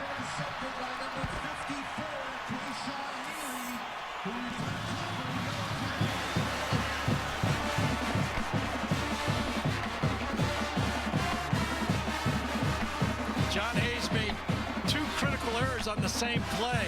He bypassed his first receiver, and he threw blindly to the check down on the second one, and it cost his team 7 points. He had the out route to Trez Anderson wide open. Trey Anderson, I don't know why he didn't throw it. That's where the ball was supposed to go. And then his check down was just a wild pitch. 74 yards for the interception. Justin Moore's extra point is up and good. Well, we wondered who would replace Julian Burnett. Quayshawn Neely just did on that one, didn't he? He plays a lot anyway, but you can see the out route is going to be open to the outside. Just throw it. That's as open as you can get. You settle inside. You try to dump it to a running back that doesn't see the ball, and nothing but bad things will happen. I'm glad we didn't have the camera in the booth on Mr. Chow on that one. 74 yards, interception, touchdown, Neely. And within the space of a couple of minutes, Georgia Tech has put 14 more on the board.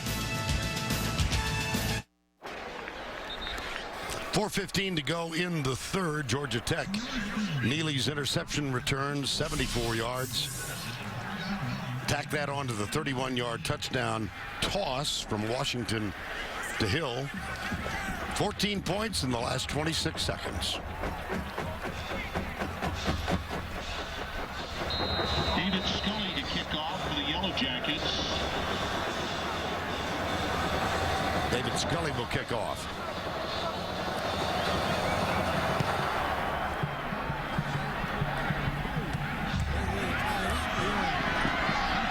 Devontae Christopher.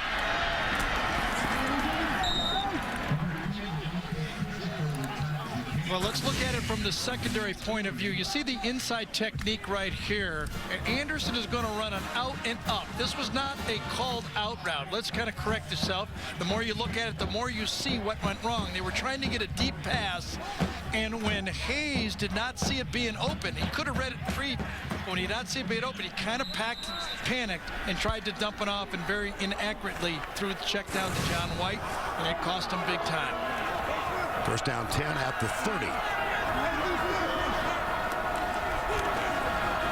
White fumble, picks it up. Trouble.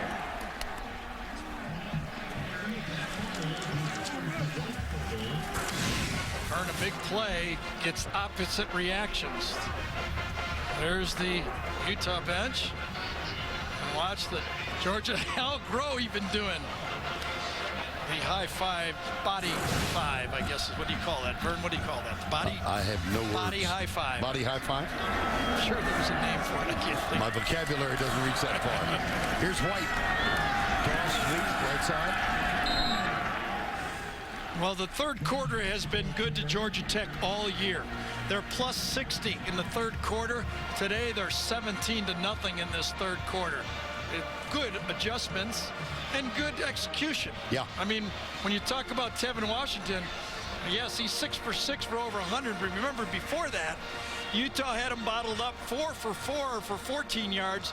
The last 2 for 2 for 2 for 89. So, you know, after halftime, this Georgia Tech defense and offense has really made the plays. 3 wide to the left on third down. Blitz coming. Isaiah Johnson comes in from the corner. Hayes, no time. Isaiah Johnson got him. Number 1 got to number 9. And it'll be 4th down. Well, John Hayes has not had a 200-yard passing game this year. He needs to kind of feel that mental clock a little bit before that. And I don't know if Utah can win this football game if he doesn't throw for over 200 yards. And so Jamia Thomas goes back. This is Sean Snellwood, number 86 with the punt. And a fair catch call for taken at the 18-yard line. 53-yard punt.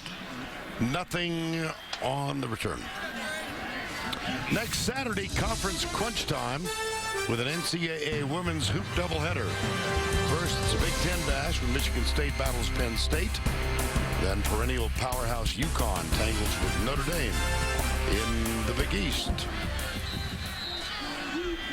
College basketball on CBS as we are on our road to the 31st Final Four. So earlier today, Kentucky outlasted Louisville in that game in Lexington. First down 10.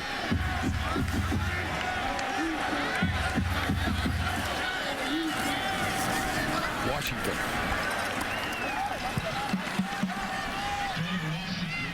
Well, we're well underway with this list of bowl games that stretch from now to the BCS championship game. Here's what has happened so far. The Big 12, 5-1, ACC 2-2, SEC 1-0, Big East even, Pac-12 0-3, and they're trailing in this one. They've got 4 left. Second down.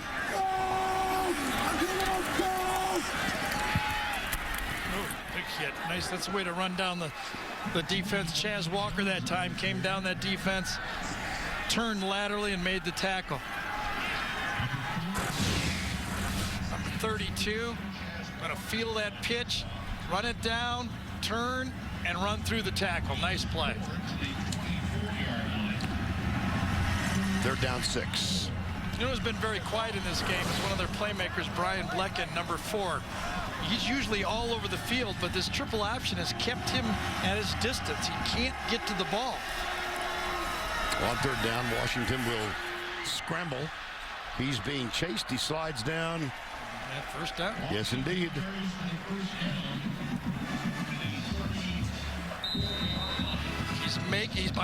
In my mind, he's made one poor decision all game when he didn't hand the ball to the fullback. That was corrected by play calling, and since then he's had pitched a perfect game at quarterback. I asked him when we were interviewing interviewing him, do you ever get the feeling when your offense is going well that the defense is chasing their tail? He says, oh, yes.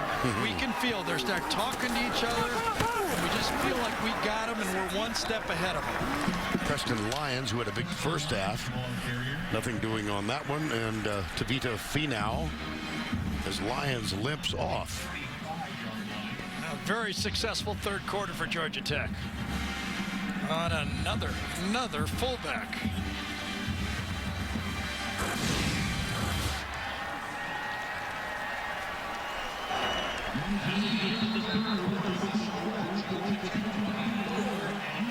Well, that is the end of 3.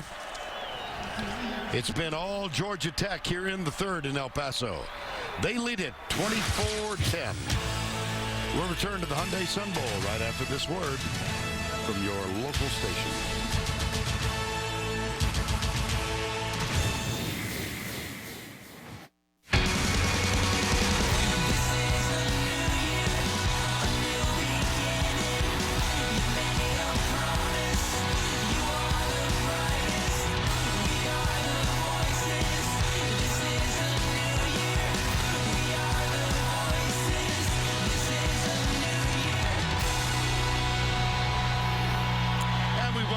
To the Sun Bowl in El Paso, Texas, 24-10. Gary mentioned earlier that I was kind of talking hurt today. I've got a bad case of bronchitis. I went from doubtful to probable this morning. But just in case, we brought our friend and colleague Grant Brune in from Abilene in case I went down. Well, Just in case, it's almost official. As Gary, the old quarterback, knows, you're always one play away from going in, right? There you are, yeah. You got to have the logo. You can't come on without a logo. College football is the winner because you made a miraculous recovery and doing the usual stellar job. Grant, thank you for coming. Yeah, it is. How about this? Pretty good relief he was pitcher. Ready. And he was saying he wasn't going to do the game with me. They were going to have to get another color guy. He's heard me a lot. He doesn't. Oh, listen to you. Grant, thanks very much. He says he vacations in Alabama. He still wants to go there next year.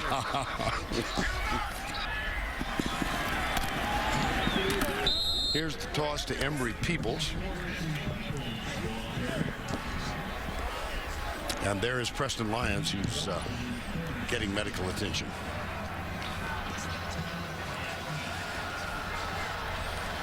Well, let's remember where we're at here. This Utah team very successful in the bowl game. Georgia Tech, Vern told you earlier, they're trying to snap their bowl losing streak. One of the things everybody says about the spread triple option, if you get more than a week to prepare for it, you can stop it. Well, that has not been the case today, has it? It is third down now. Washington. Oh, he's got a man wide open, but it's tipped. Yes, it was. Mo Lee, number 5. Yeah, Mo Lee had a guy wide open, and he came off his man exactly the way you should. Read those quarterback eyes, and Tevin Washington was just a half a second late getting that ball to the inside slot receiver, Roddy Jones, and it ended up being defended very well. And so, fourth down. Griff McNabb. Just remember, if Utah comes back, they're going to have to beat the transfer of Paul Johnson team, Bird. 29-2 he is when leading after 3 quarters. Here's only the second punt for Georgia Tech, and that chases McNabb all the way back to the 10. And he is spilled as he gets to the 21.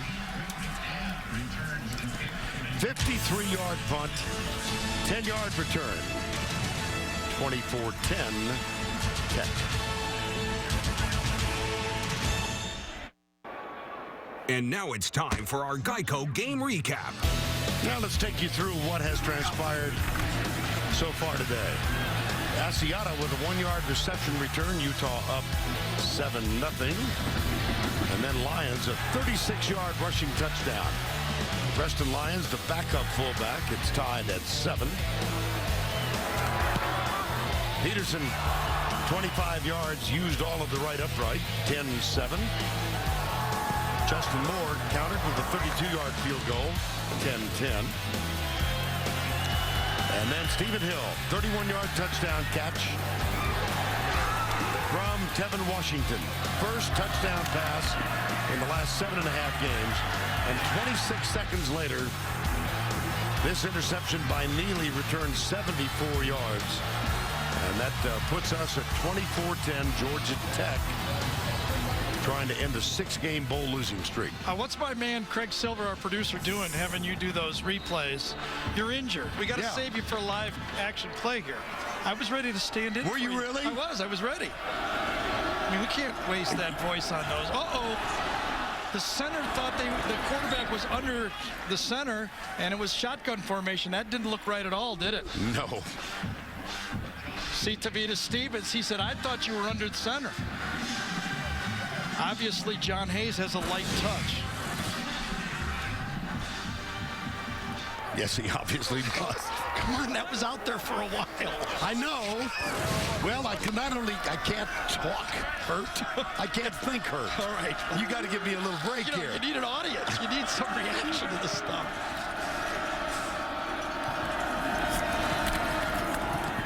That one knocked away.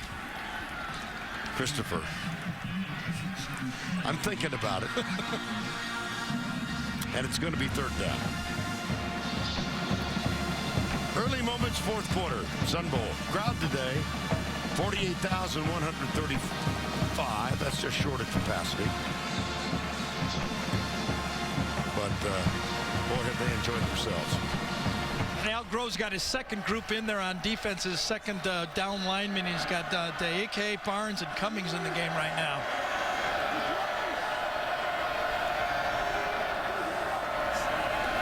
Four-man rush. Slings it behind the intended receiver. Missed him. Luke Matthews. He was wide open. You can have all the schemes you want. You can protect it all you want. You can have all the great receivers running the 4-3s and 4-5s. But the quarterback's got to hit the guy. That's the way it goes sometimes. All of us that played that position know you get a lot of credit when things are going right. And when it's going bad, boy, those campers find you every time, don't they? Seventh punt coming up now. Hayes trying to explain himself over on the sideline. Yeah, and his backup, Griff Robles, before the injury was playing defense. Linebacker. Fair catch. Taken at the 29. 48-yard punt. Nothing on the return. El Paso.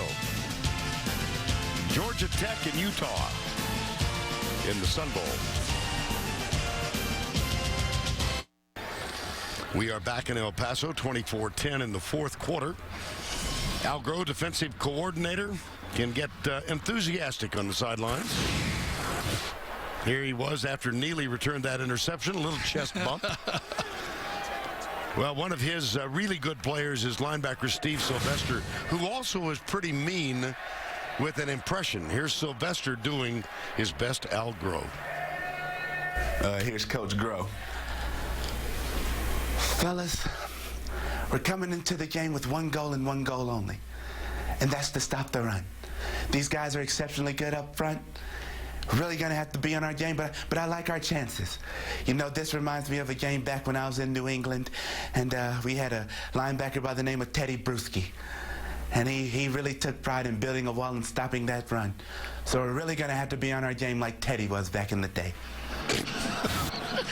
How can you not love it? Oh, goodness. I did Paul Johnson just as good, too, I got to say. If he'd have listened to us for a few minutes, he'd had us. Al Grove, the longtime head coach at Virginia, now the defensive coordinator here for a couple years, improved his defense for Georgia Tech. I think Al Grove's got another act in his... Do you now? Yes, I do. Okay. There's the option pitch. Lions back out there. Boy, did he ever.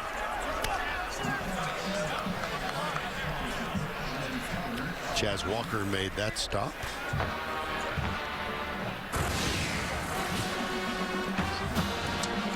Pitch out. Slightly behind him, but he caught it on the first bounce. I would say now that, Paul Johnson's off, and one of the reasons they might be 29-2 after leading after 3 quarters is because their ability to run the ball and not make mistakes. Second down here.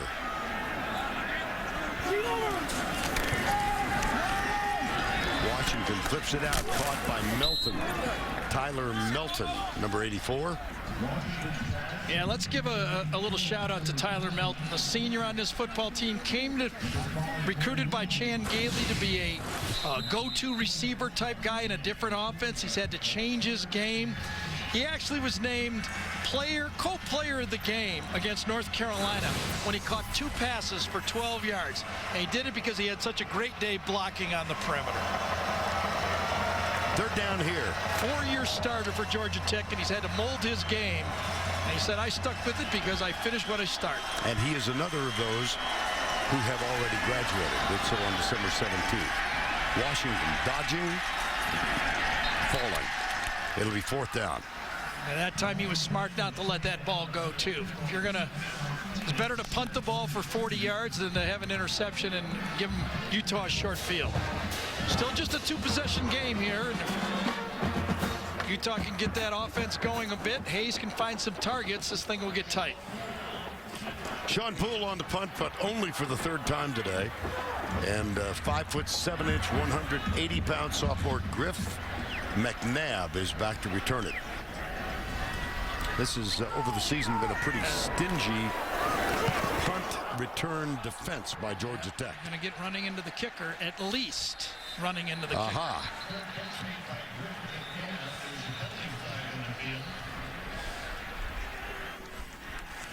Remember, it's 4th and long, 5-yarder or 15-yarder. Looks like number 38,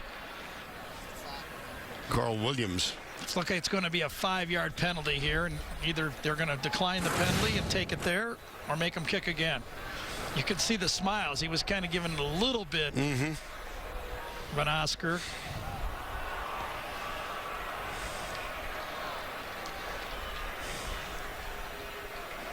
Georgia Tech going to decline this? Or do they tack it on? Or what? I'm not quite sure about that.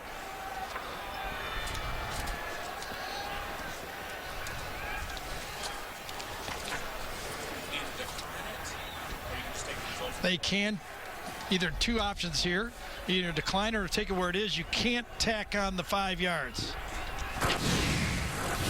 Wayne Winkler is our referee. Running into the kicker. The penalty is declined. 1st down, Utah. I must say, Sean Poole looked like he was acting in Swan Lake. He took such a dive. Oh, well. 24-10, Georgia Tech. Utah has the ball.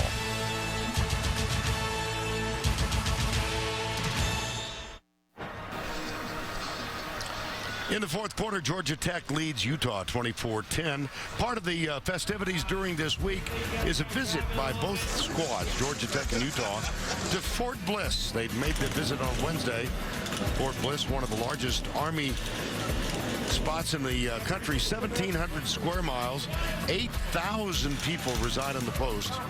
It's the home of the 1st Armored Division, which returned home in 2011 after 40 years in Germany. The fort served as one of the major deployment centers for troops bound for Iraq and Afghanistan. Welcome home to all of you troops. And Vern, both teams raved about their day visiting Fort Bliss. Yeah. And they just enjoyed it. It was a great day for both teams. And part of the reward of having a good football season and coming to the Sun Bowl. 24-10 with 11:06 to go.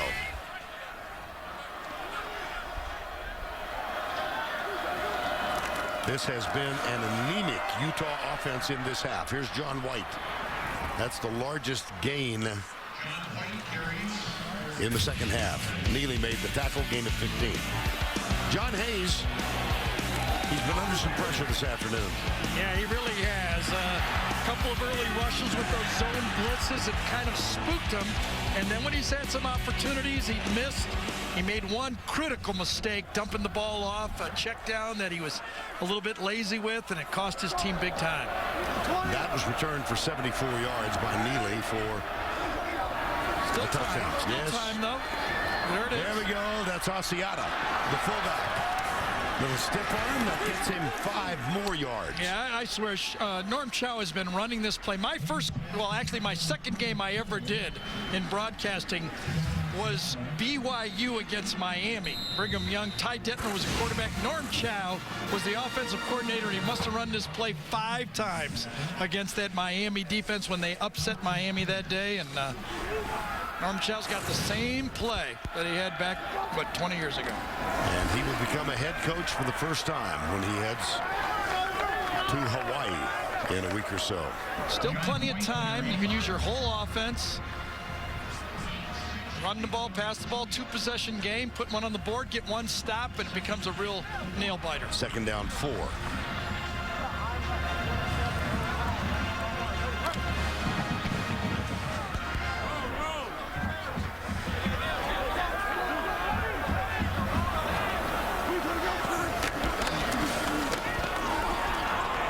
Not much. Yeah, good defense. Yes. Al Groh calls it building a wall. And what he means by that is you don't want to get one guy too deep, one guy too wide. You have to work as a unit. If everybody stays on the same level, you can stop and bounce that run up the outside. That's exactly what that defense did on that play. All right, a big one. 3rd down and 2. Utah trailing by 14. They've got it, plus inside the 25. That's John White, the 4th.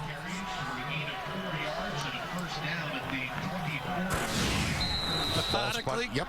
Just a little, that's all right. Just a little bit of the pass, a little bit of the dump off, a little bit of the power running game. That's the mix that I think will work best for John Hayes in this offense this year. Now, if John is in the offense a couple, 2 or 3 years, you get it. Remember, this is just his first year with the offense. Right. Play action. Did it again. Here's Asiata again. To the 10. I tell you, this guy is really going to be a valuable football player. There are going to be a lot of players that love this guy because a fullback who can block at 253 pounds and can catch the ball just enough for those dump off is really valuable, not just in college football, but he'll be really valuable at the next level. That's a gain of 15, and it's 1st down and goal at the 9 with 8:20 to go. Late ad defensively now for Georgia Tech. Out of the eye. Ooh. Yes. Loss of 2.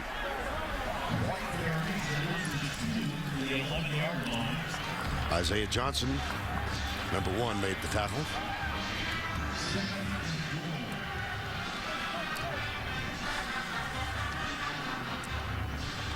White came into the game with 1,404 yards for the day. He's 3 shy of his 8th 100-yard game of the season. He has been the workhorse, especially after Jordan Lynn went down.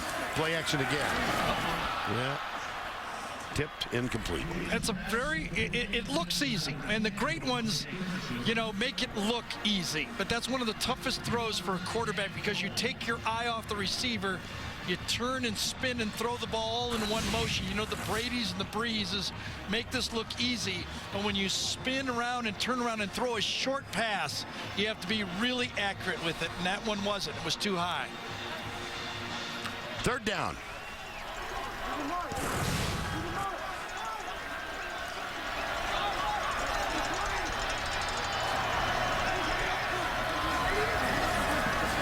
Left side. Caught, but short. Yeah. Devontae Christopher. Now it's 4th down. Yeah, you got to believe they're going to go for it here, aren't they? I think so. It'll be under the 6-minute mark if they run the play. It'll be under 7 minutes. That's what I'm trying to say. I was with you. Yeah. I wasn't going to leave you out there this time. That was a good pitch and catch. I learned my lesson a while ago. 4th down. If they've got a 2-point play, this is the one they'll be calling here. Hayes back, right side. Oh, he had a man wide open. Did he get it? Got the other one. Yes, he did. Had a choice of 2, and he finds Moiai for the touchdown. I was looking at Luke Matthews. Yes, Luke Matthews was wide open, but he had the easier throw, and he delivered it right to the big tight end. Going to scrape out the tight end here, and Matthews to the sideline. You'll see both guys open, crisscrossing, a bunch formation. There he's got him. Pitch and catch to the outside. Matthews, as Vern said, didn't have anybody within 10 yards of him. Peterson's extra point is up and good. And Utah right back in it now with 6:50 to go. What I was saying there is, from that situation, you just look at your two-point plays, and I think that's what Norm did. They had one dialed up is what they would use in that two-point play, and they had it, and it worked for a touchdown. Hey, we got a game.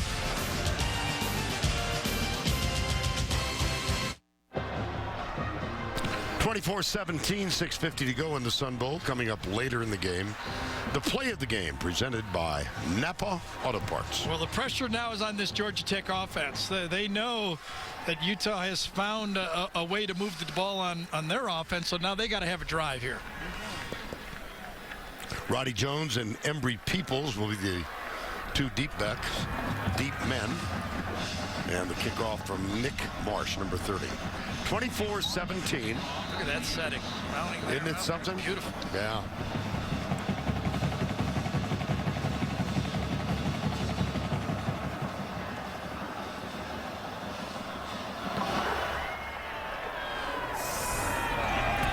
At the 4, Peoples. Out near the 27-yard line.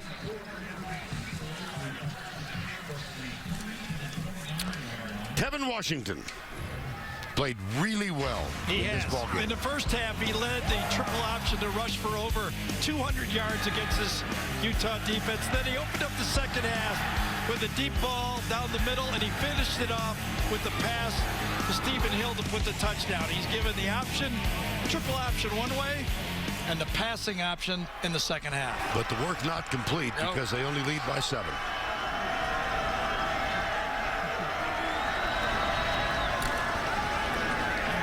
Has been stopped in the second half. Yes. I think that was the adjustment that Kyle Whittingham said they needed to make, and I'm sure it was. I mean, you don't have to watch 80 hours of film to know if they're running the fullback right up the middle on you, you got to stop that guy.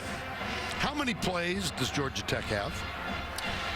I would say about, I'm going to guess about 40 different runs. Okay. Okay. That's variations off of the triple option. Right. Whether it's quick motion, long motion, counter option, fullback option. I think it's much more sophisticated than it was back in the day. Which goes back to the point about the wishbone. And yes. Now, I'm going to go way back.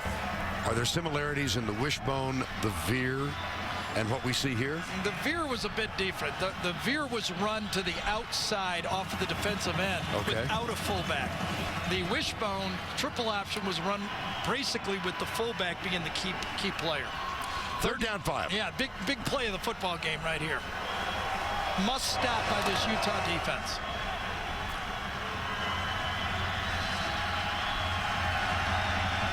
Roddy Jones starts, now comes back to the left side. Yep, penetration inside. Wow, it was a big stop. They won that inside, didn't they? Derek Shelby, number 90, was the first man there. Sometimes, as Paul Johnson said, you can have all the schemes you want, but if physical superiority presents itself, it ain't going to mean a lot. And that time, the physical superiority inside of Utah destroyed that play. And so on 4th down, Sean Poole comes on to punt. Griff McNabb is back at the 25. Yeah, interesting story about Griff McNabb. He didn't have anywhere to go. His dad, Bill, played with Kyle Whittingham at BYU, called him up and said, can he walk on? And he said, yep, and there he is. Very, very short, low punt, but they do get the roll. Wow, yes. And it comes to rest at the 14-yard line. Utah has all 3 timeouts left. 4 minutes and 21 seconds on the clock. And they trail by 7. Yeah, the challenge for the Georgia Tech defense is You almost got to believe that Whittingham and Norm Chow will basically go into each series with the idea that they have 4 downs to pick up a first down with the way the clock is at 4:21.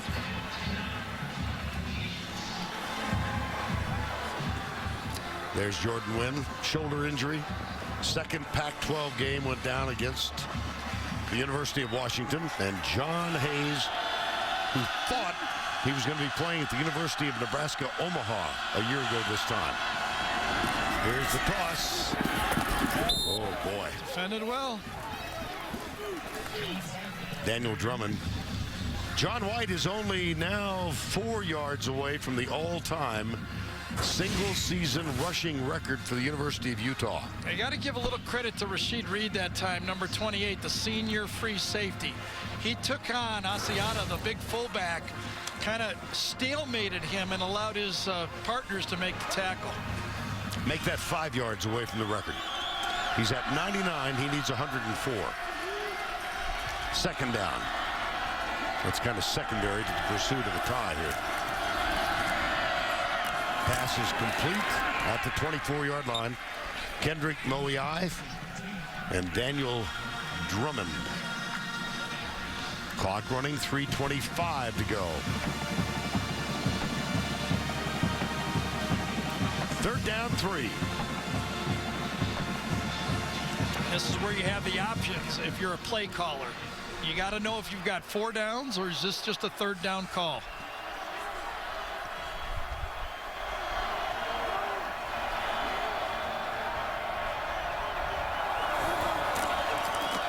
Good block on the backside. Hayes off his back foot. Oy, oy, oy. He might not give him another chance after that one. Yeah. He might say, listen, we've got 3 timeouts here. Let's punt. Yes. Yep. We gave you a chance. Didn't throw it to the first time. Covered pretty well. He didn't have much and then almost got it picked off. See, these slants, you got to have just faith. You just got to have faith that you can throw that ball and your receiver's going to get it. So Selwood on to punt. 3 and out for Utah. Had the ball with just about 4 minutes to go. Beautiful punt. Fair catch. Called and taken. Yeah, Georgia Tech played defense safe, meaning they kept their whole defense out there, and Thomas had no option but to catch it and fair catch it. 55-yard punt, nothing on the return. Well, the NFL today, tomorrow, doubleheader for you. Jets, Miami, the league game early. We got a lot of crews doing a lot of games tomorrow, don't we? And the key game late, Kansas City at Denver. Jim Nance, Phil Simms will be there. And it all begins with JB and the quartet. The NFL today, tomorrow, 12 noon Eastern, brought to you by Southwest Airlines. Yeah, the Baltimore-Cincinnati game is a good football game. Mm-hmm. Cincinnati needs to win some game against a big guy and get in the playoffs. First down, 10. Andy Dalton does that in his rookie year. That'll be quite an accomplishment. Fumbled the snap, didn't he? Yes, he did. Got it back. Or was that a play call? Had my eyes on the defense. No, that looked like it was a play call. Timeout called by Utah. Yeah, that was, those wide tackles, that was an adjustment there. They felt these 2 guys were playing outside technique. Yeah, you're right. And he just called the quarterback keeper. Okay, so they got 41 plays. I didn't really count that play. Yes. I was told not to make Vern laugh today because that's right. You don't want me to go into a coughing spell. Oh, dear. 287 on the ground, and they came in having an average of 172. They're 245 away from ending this 6-game winless bowl streak. Beautiful campus in Atlanta, Bobby Dodd Stadium, right in the heart of the city. It's their home turf. Really a pretty and a very, very wonderful academic educational institution. There's the handoff for the Washington with the keeper again. 2:40 to go. And the Utah kills the clock with its second timeout. They've got one left.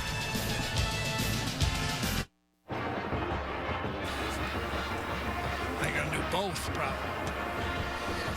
2:41 to go in this one. Utah can stop the clock one last time. It's third down now for Georgia Tech. What do you do? Yeah, do you dare throw the ball? Looked like last time in this situation, Utah sold out to stop the run. There's the pitch, and boy, that was dangerous. It's on the ground. Apparently, Georgia Tech has recovered. They went with their bread and butter. They ran the triple option, and again, from inside out, the defense is stopping this play. It was Lodolele again yes, inside. It was. Again, the term Paul Johnson uses, physical superiority. And that's exactly what's happened. Watch 92 just beat the down block that time, just goes across the face of Will Jackson and makes the play. He's an all Pac-12 first team, maybe even All-American. He has decided to come back. Right. Maybe a high draft pick, but he's already declared that he will come back to Utah next year. Star Lodolele, who grew up in Provo, signed originally with BYU, didn't have the grades, went to Snow College, and then came on to Utah. Married, has a daughter, and is a key figure for this Utah team. Sean Poole will punt. Utah did use its final timeout. Yeah, Utah has blocked 3 punts. Greg Bird right there has blocked 2 of them himself. Now the returns on, oh, this is another low one. Taken on a line drive by McGriff to the 40. Still running inside the 30. There you go. Big smile from his dad, Bill. Former BYU teammate of Kyle Whittingham, and a great play of judging that low punt by Griff McNabb. Remember the last one hit the ground and rolled? He adjusted on this one, moved up, made the play, and really turned the field into a very positive for Utah. 35-yard punt, 31 on the return. Yeah, it was almost like a turnover. Remember, they had 3rd and 5. They lost yardage on 3rd down, and with the punt, they're about where they were had they gone for it. No timeouts left, 2:21 to go. I think they could still run the ball here.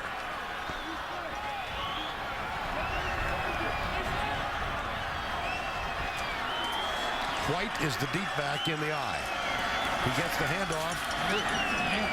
Tried to follow Asiata at right tackle, and Steven Sylvester, number 34, made the stop. Clock running, 2:10 to go. Lots of time.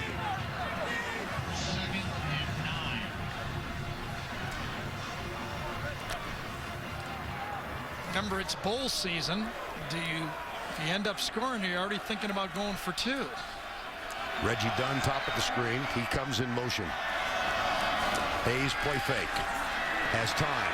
Goes deep right corner, and that one had no chance. Good coverage, and the receiver ran out of bounds. Yeah, great coverage. I think you're right, Vern. That was all the motion. It was an unbalanced line that time for Utah. Georgia Tech was not fooled. Everybody was in the proper spot. Watch. 3 guys to this side. Everybody's covered up, and even double covered on the guy that he was trying to go to. Perfect coverage. Michael Peterson was back there with Reed, and so now 3rd down 9. Utah trailing 24-17.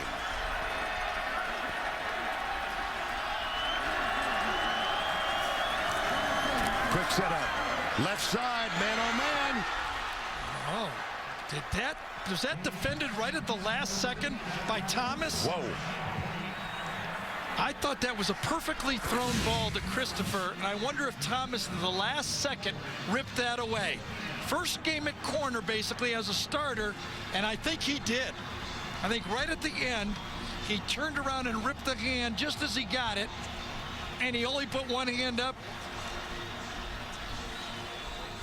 And Christopher, you could see saying, yeah, I got my right hand held on the play. Wait a minute, yeah. Yep.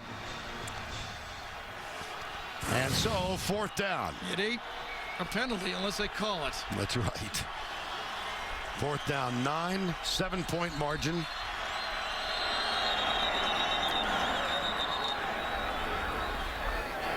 Delay of game. Delay of game. Offense. 5-yard penalty. Still 4th down.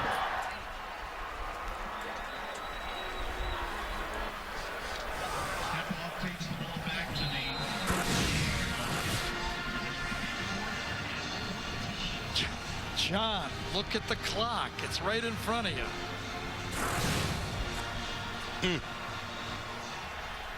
1:39 to go. Kenneth Scott is the wide man to the bottom of the screen.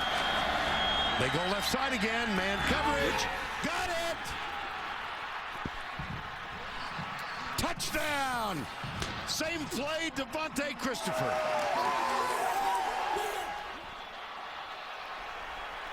Well, that's kind of hard to believe that Al Groh decided to go man coverage all over the field in this situation. Remember, it was 4th and very long. And he got away with one the play before. All he had to do was drop in a zone and make the ball go short. He gave a quarterback who's been struggling all day a rather easy throw. And they will go for 2. We speculated if they would, and it looks like Georgia Tech will take a timeout. I have to say, as a struggling quarterback, the throw I'd like to make is a fade throw. You throw it up, and your guy can see the ball, and the defender can't. My goodness. Man-to-man all over the field, free safety in the middle. Here's the matchup to the outside. One-on-one to the outside, and this time, another good throw. And this time, Christopher came up with it. See, look, Thomas never turns around and sees the ball. That's about, if you got 4th and, what was it, 14 or 15? 4th and 14. That's like a dream coverage for you if you're a quarterback. You say, wait a second, you're going to give me a fade? All right. And Devontae Christopher on the receiving end. Hayes now 14 of 30. He decided to kick it. Aha. Or at least line up and kick it.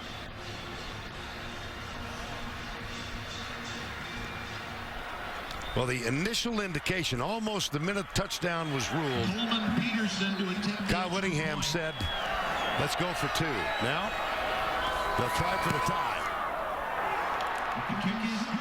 Just inside the right upright. Whoa. Well, John Hayes put the last fade exactly on target, and Thomas got away with one, grabbing Christopher's arm. Came back to the same play, threw the same ball, and this time, Christopher gets it. I would say there were some nervous stomachs over on the Utah side with that extra point. Oy. Wow. We're tied. Said we'd have a game. You did. All it takes is one score, and then the pressure shifts to the other side. Well, good for John Hayes. Made a couple key mistakes, struggled with a little bit of accuracy, but in that last drive, he made the throws. 2 of them, basically.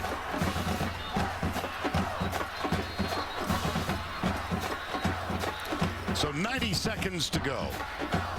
Georgia Tech does have one timeout left. He was talked out of the try for 2. I wonder if the players on the field said, come on, coach, we've got this game in our direction. We're moving the ball. We can win it in overtime. I think you might be right. Embry Peoples, number 24, is joined by Roddy Jones deep. Nick Marsh will kick off. 24 all, 92 seconds to go. Touchback, it comes out to the 20.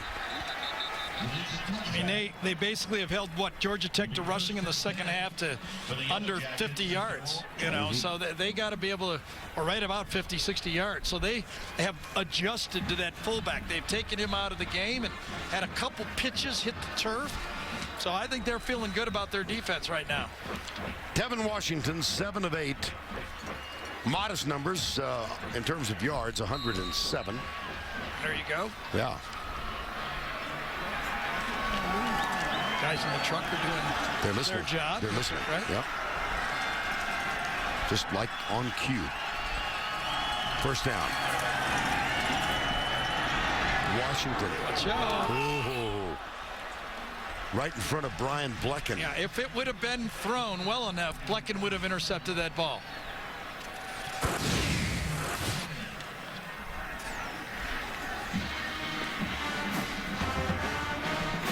see if Blecken guessed on that one. If it would have been thrown well enough, he would have had interception. And a couple of them against Montana State. But Justin Moore has already missed 2 today.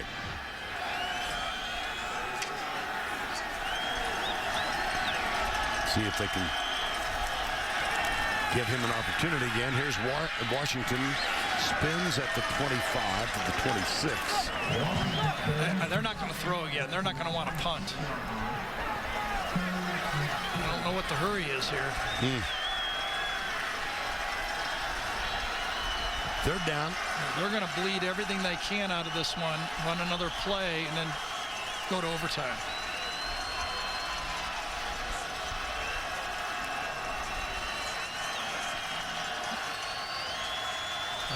Snapped it with 14 seconds still on the clock.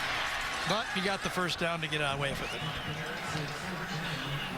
Well, the clock will stop, and Johnson says spike it. So interesting. Well, now, I mean, with the first down there, had they not got a first down, they would have been forced to punt the football. Now, they're going to feel they're going to give them one another deep throw, maybe try to get in field goal range. Still have a ways to go. Quite a ways. Justin Moore's long for the season is 41. Yeah, I think you got to look at Stephen Hill, though, don't you? He's 6'5". Yep. Throw one of those. If you're going to throw it, if you're going to get it picked off, you want to get it picked off way down the field. Stephen Hill goes wide to the right. He's got 1 touchdown catch today.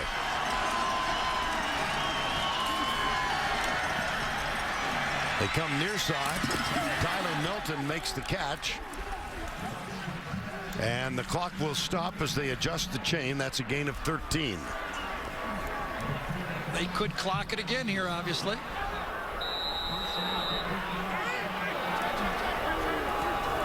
Nope, they'll throw it. Washington gets out of bounds. Yep. Pretty good drive. I didn't think they had it in them, I got to be honest. 25 seconds left. 1 timeout remaining. One more completion now. Downfield, 15, 20 yards. They're going to get a try at a field goal.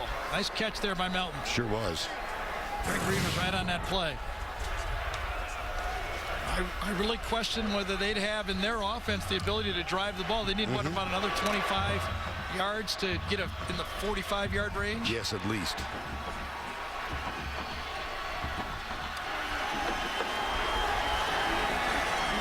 Near side, wide open.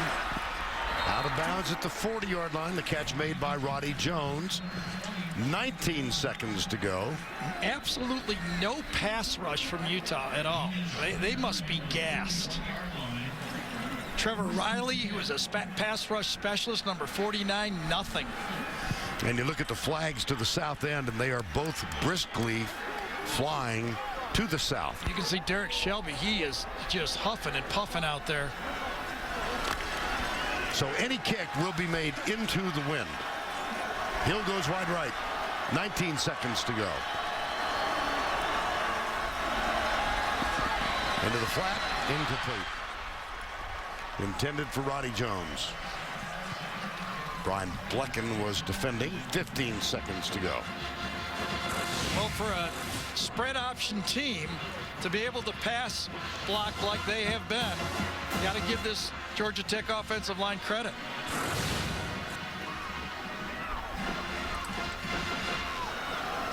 Second down. And still 1 timeout remaining. Hill again goes wide right. Melton comes bottom of the screen.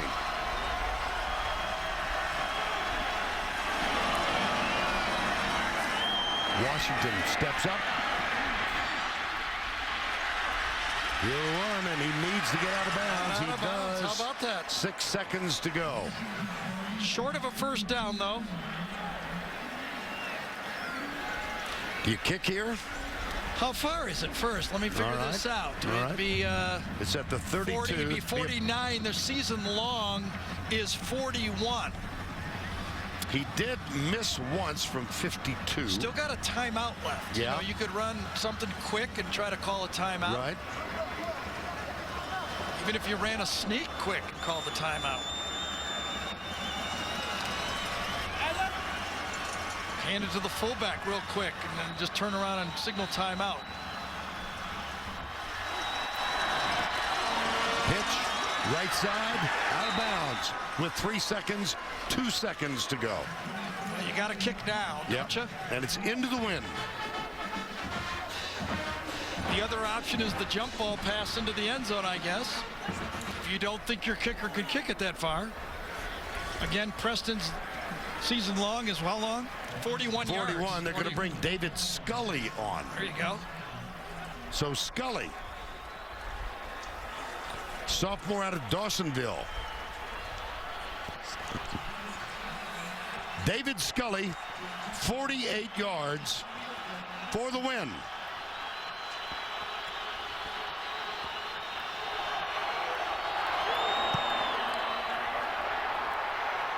It's going to stay wide right. Oh, my goodness. He had plenty of distance. Yes, he did. The Georgia Tech bench thought he made it.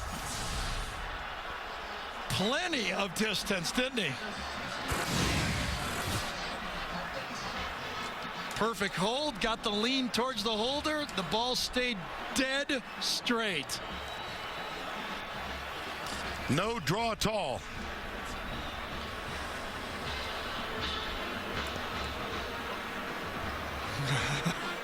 Wow. Well, you can't run a better drive than what they did. I mean, I again, over and over, I did not think they had that in them. And Utah dodged one there. So we go overtime. Yes. Overtime. Utah fought back from a 14-point deficit. 24 all, we're going to OT. We are back at the Sun Bowl in El Paso, and just a moment ago, the toss of the coin regarding What's the call? the Tails. choice. Call is tails. It is heads. You've won the toss. You'll take defense. And you know the rules by now, but just in case you've forgotten them, ball starts at the opponent's 25-yard line. Teams must have an equal number of possessions, and teams must attempt a two-point conversion after a touchdown starting the third overtime. All right, Vern, who has the advantage here? I'm going to beat you to the question because I knew you were going to ask me. No. Who's got the advantage? We're reversing roles here. How did that happen? I don't know. I really don't. Well, I'm going to guess. Boy, this fence hurts. Really? Yeah. I think Utah. Just based on the 14 points they scored. I'm not a big momentum guy. I know you're not. I know you're not. But we'll see. I do know this. A field goal kicker is very important in overtime. And the field goals will go with the wind, ride the wind at this end. Here's Washington out in the flat. Preston Lyons, the fullback. Stephen Hill very upset, but he didn't realize that Tevin Washington had pressure on him and he had to dump it. Stephen Hill was open, could have got a touchdown pass with a well-thrown ball, but he didn't have time to get it to him. Watch Stephen Hill, comes inside, nobody covers him on the play, but you can only look for so many guys. I understand as a receiver you get frustrated, and as a quarterback when you watch the game tapes you do get frustrated too. Hill now again back to the top of the screen, second down and 8. Washington finally finds a receiver. That's at the 17-yard line. It's Preston Lyons again, and Star Lotulelei makes the tackle. Yes, Lotulelei's got nothing to rush the passer right now. He's played a long game. He's taken on those fullbacks in the option. He can't get to the quarterback, so the next best thing is look for the dump pass, and that's exactly what he did. Third down. He's basically a run stopper, not a pass rusher. I think in this situation, no matter what it is, you got to put points on the board. They don't make it here. Oh, boy. You got to think field goal. You can't pitch a 0. Washington is brought down by number 97, Tavita Finau makes the tackle on the quarterback keeper. Boy, he went right to his quarterback to call a play. Paul Johnson did. He's watched his field goal kicker miss too many of these. 4th and 2. And they are going to... You know, I just got a note from David Moulton, my spotter. It's they are 1 for 4, but they're 1 for 1 in this direction. He's missed them into the wind, not with the wind. I wonder if he's got second thoughts. He just took a timeout. Yes. Their first and final timeout of this period. So they have used the only timeout allowed them in overtime. Justin Moore has missed 2, and then for the 48-yarder game winner a moment ago, David Scully, his first field goal attempt of the year. Here was the first of Moore's misses. That was left, and then way left. He has hit one. And let's see, what would it be from here?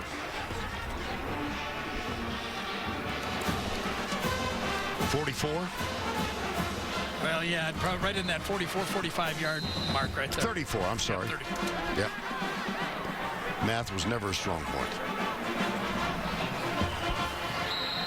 I just got to put points on the board. I'm just surprised they're going to go for it. They are going to go for the field goal. Justin Moore. You just got to, if the other team comes out there knowing they just need a field goal to win, I mean, ask Alabama. Not putting the 3 points on the board is tough. 34-yarder. Sean Poole will hold. Here's Moore. And this one looks perfect. It is. Yeah, I think the second thoughts were the best thoughts on that one. So Georgia Tech takes an early lead here in overtime. And Utah will get the ball next.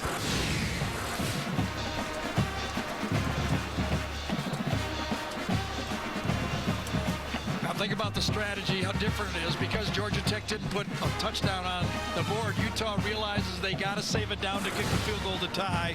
So it's 3 downs to make a first down instead of 4 downs if they need a touchdown. That's why you always want to go second. Right. I know a lot of people love the college overtime rule. I'm not a big fan of it. I think they could tweak it a little bit more. I'd like to take, if they're going to stay with this, take the field goal completely out of it. Well, how about just starting it 10 yards farther out? I don't know too much. If they're going to start it, why not just say you got to score a touchdown? Why is the field goal a game winner? Sweep right side. Reggie Dunn. That was a big missed tackle there. Had a chance to turn the down and distance against Utah. Speed sweep, hand it off. Good job on the edge to the outside that time by Atolchu. And doesn't come up with the tackle, does Jeremiah. 2nd down 5.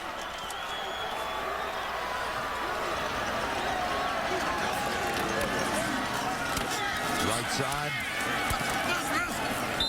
John White to the 15, maybe the 16-yard line. About the same situation. Didn't we have the same exact thing for Georgia Tech? Yes, we did. 3rd and short. Devontae Christopher doesn't even come to the huddle. He's wide to the left. Play action. They lob it out. They've got Asiata. He's to the 10. He's down to the 8. Did he trip over Christopher's feet? Because Christopher had the block to spring him all the way to the end zone. They ran that sneak to the fullback. Right. About the 3rd or 4th time they run it in the game. Get it to him. I thought he could get to the outside. He did trip over Christopher's feet. You're right. No? Close. Hard to tell there. Either that or his own feet. One of the two. 1st down and goal. White to the 5.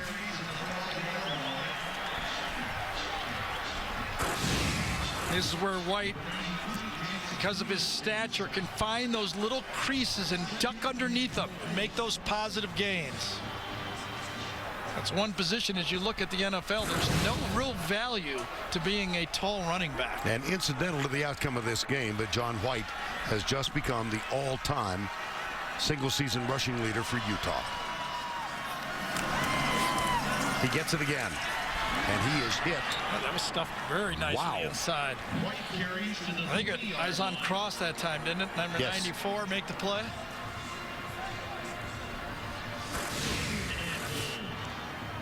Cross throws off his block. Look at that there's a two-gap technique. Great job and makes the play. It's exactly how they teach it. Take on the block, build the wall, make the play. 3rd and goal. Well, watch, if they have a chance to run quarterback draw here, I would not be surprised. Uh-oh. Whoa. Uh-oh. Looks like John Cullen, the left tackle. I'll start. Offense, number 77. 5-yard penalty, still 3rd down. Left side, 77 on the screen. Boy, that was a deep drop.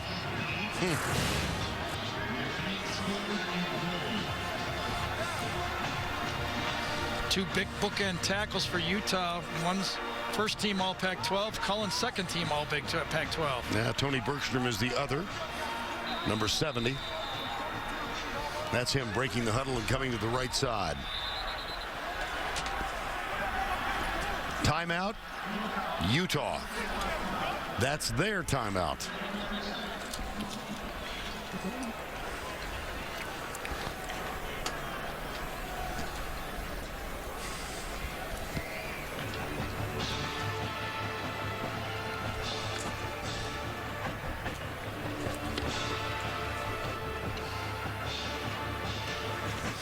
Well, it's time now for the Napa Auto Parts play of the game. It's the touchdown pass that forced the overtime. Bill Larry with the call.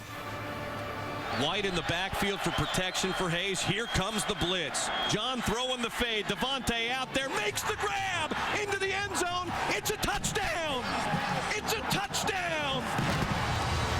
Bill Riley with the call. And that notched it after the extra point at 24-all.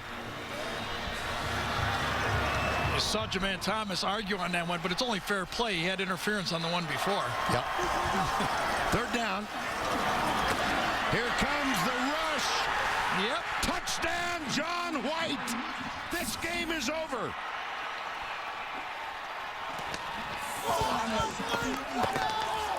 Utah wins.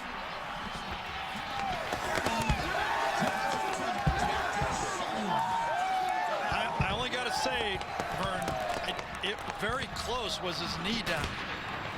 Yeah. Do they dare review it? Rather got a handshake and they fired off all their ammo. Yeah, that's Probably right. not. John White, the all-time single-season rushing record holder. Well, he told me he was 100%. He looked 100% on this run. Followed big number 34, lead draw.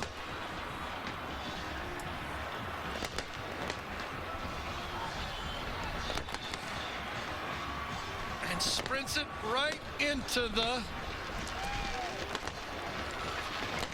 My gracious. Very close, wasn't it?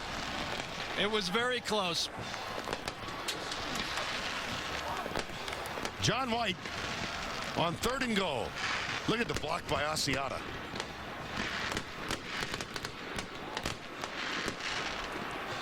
And we are told it is not being reviewed. Touchdown, Utah. The Utes trailed 24-10. Let's go down to Tracy, who's with Coach Kyle Whittingham. Coach, congratulations.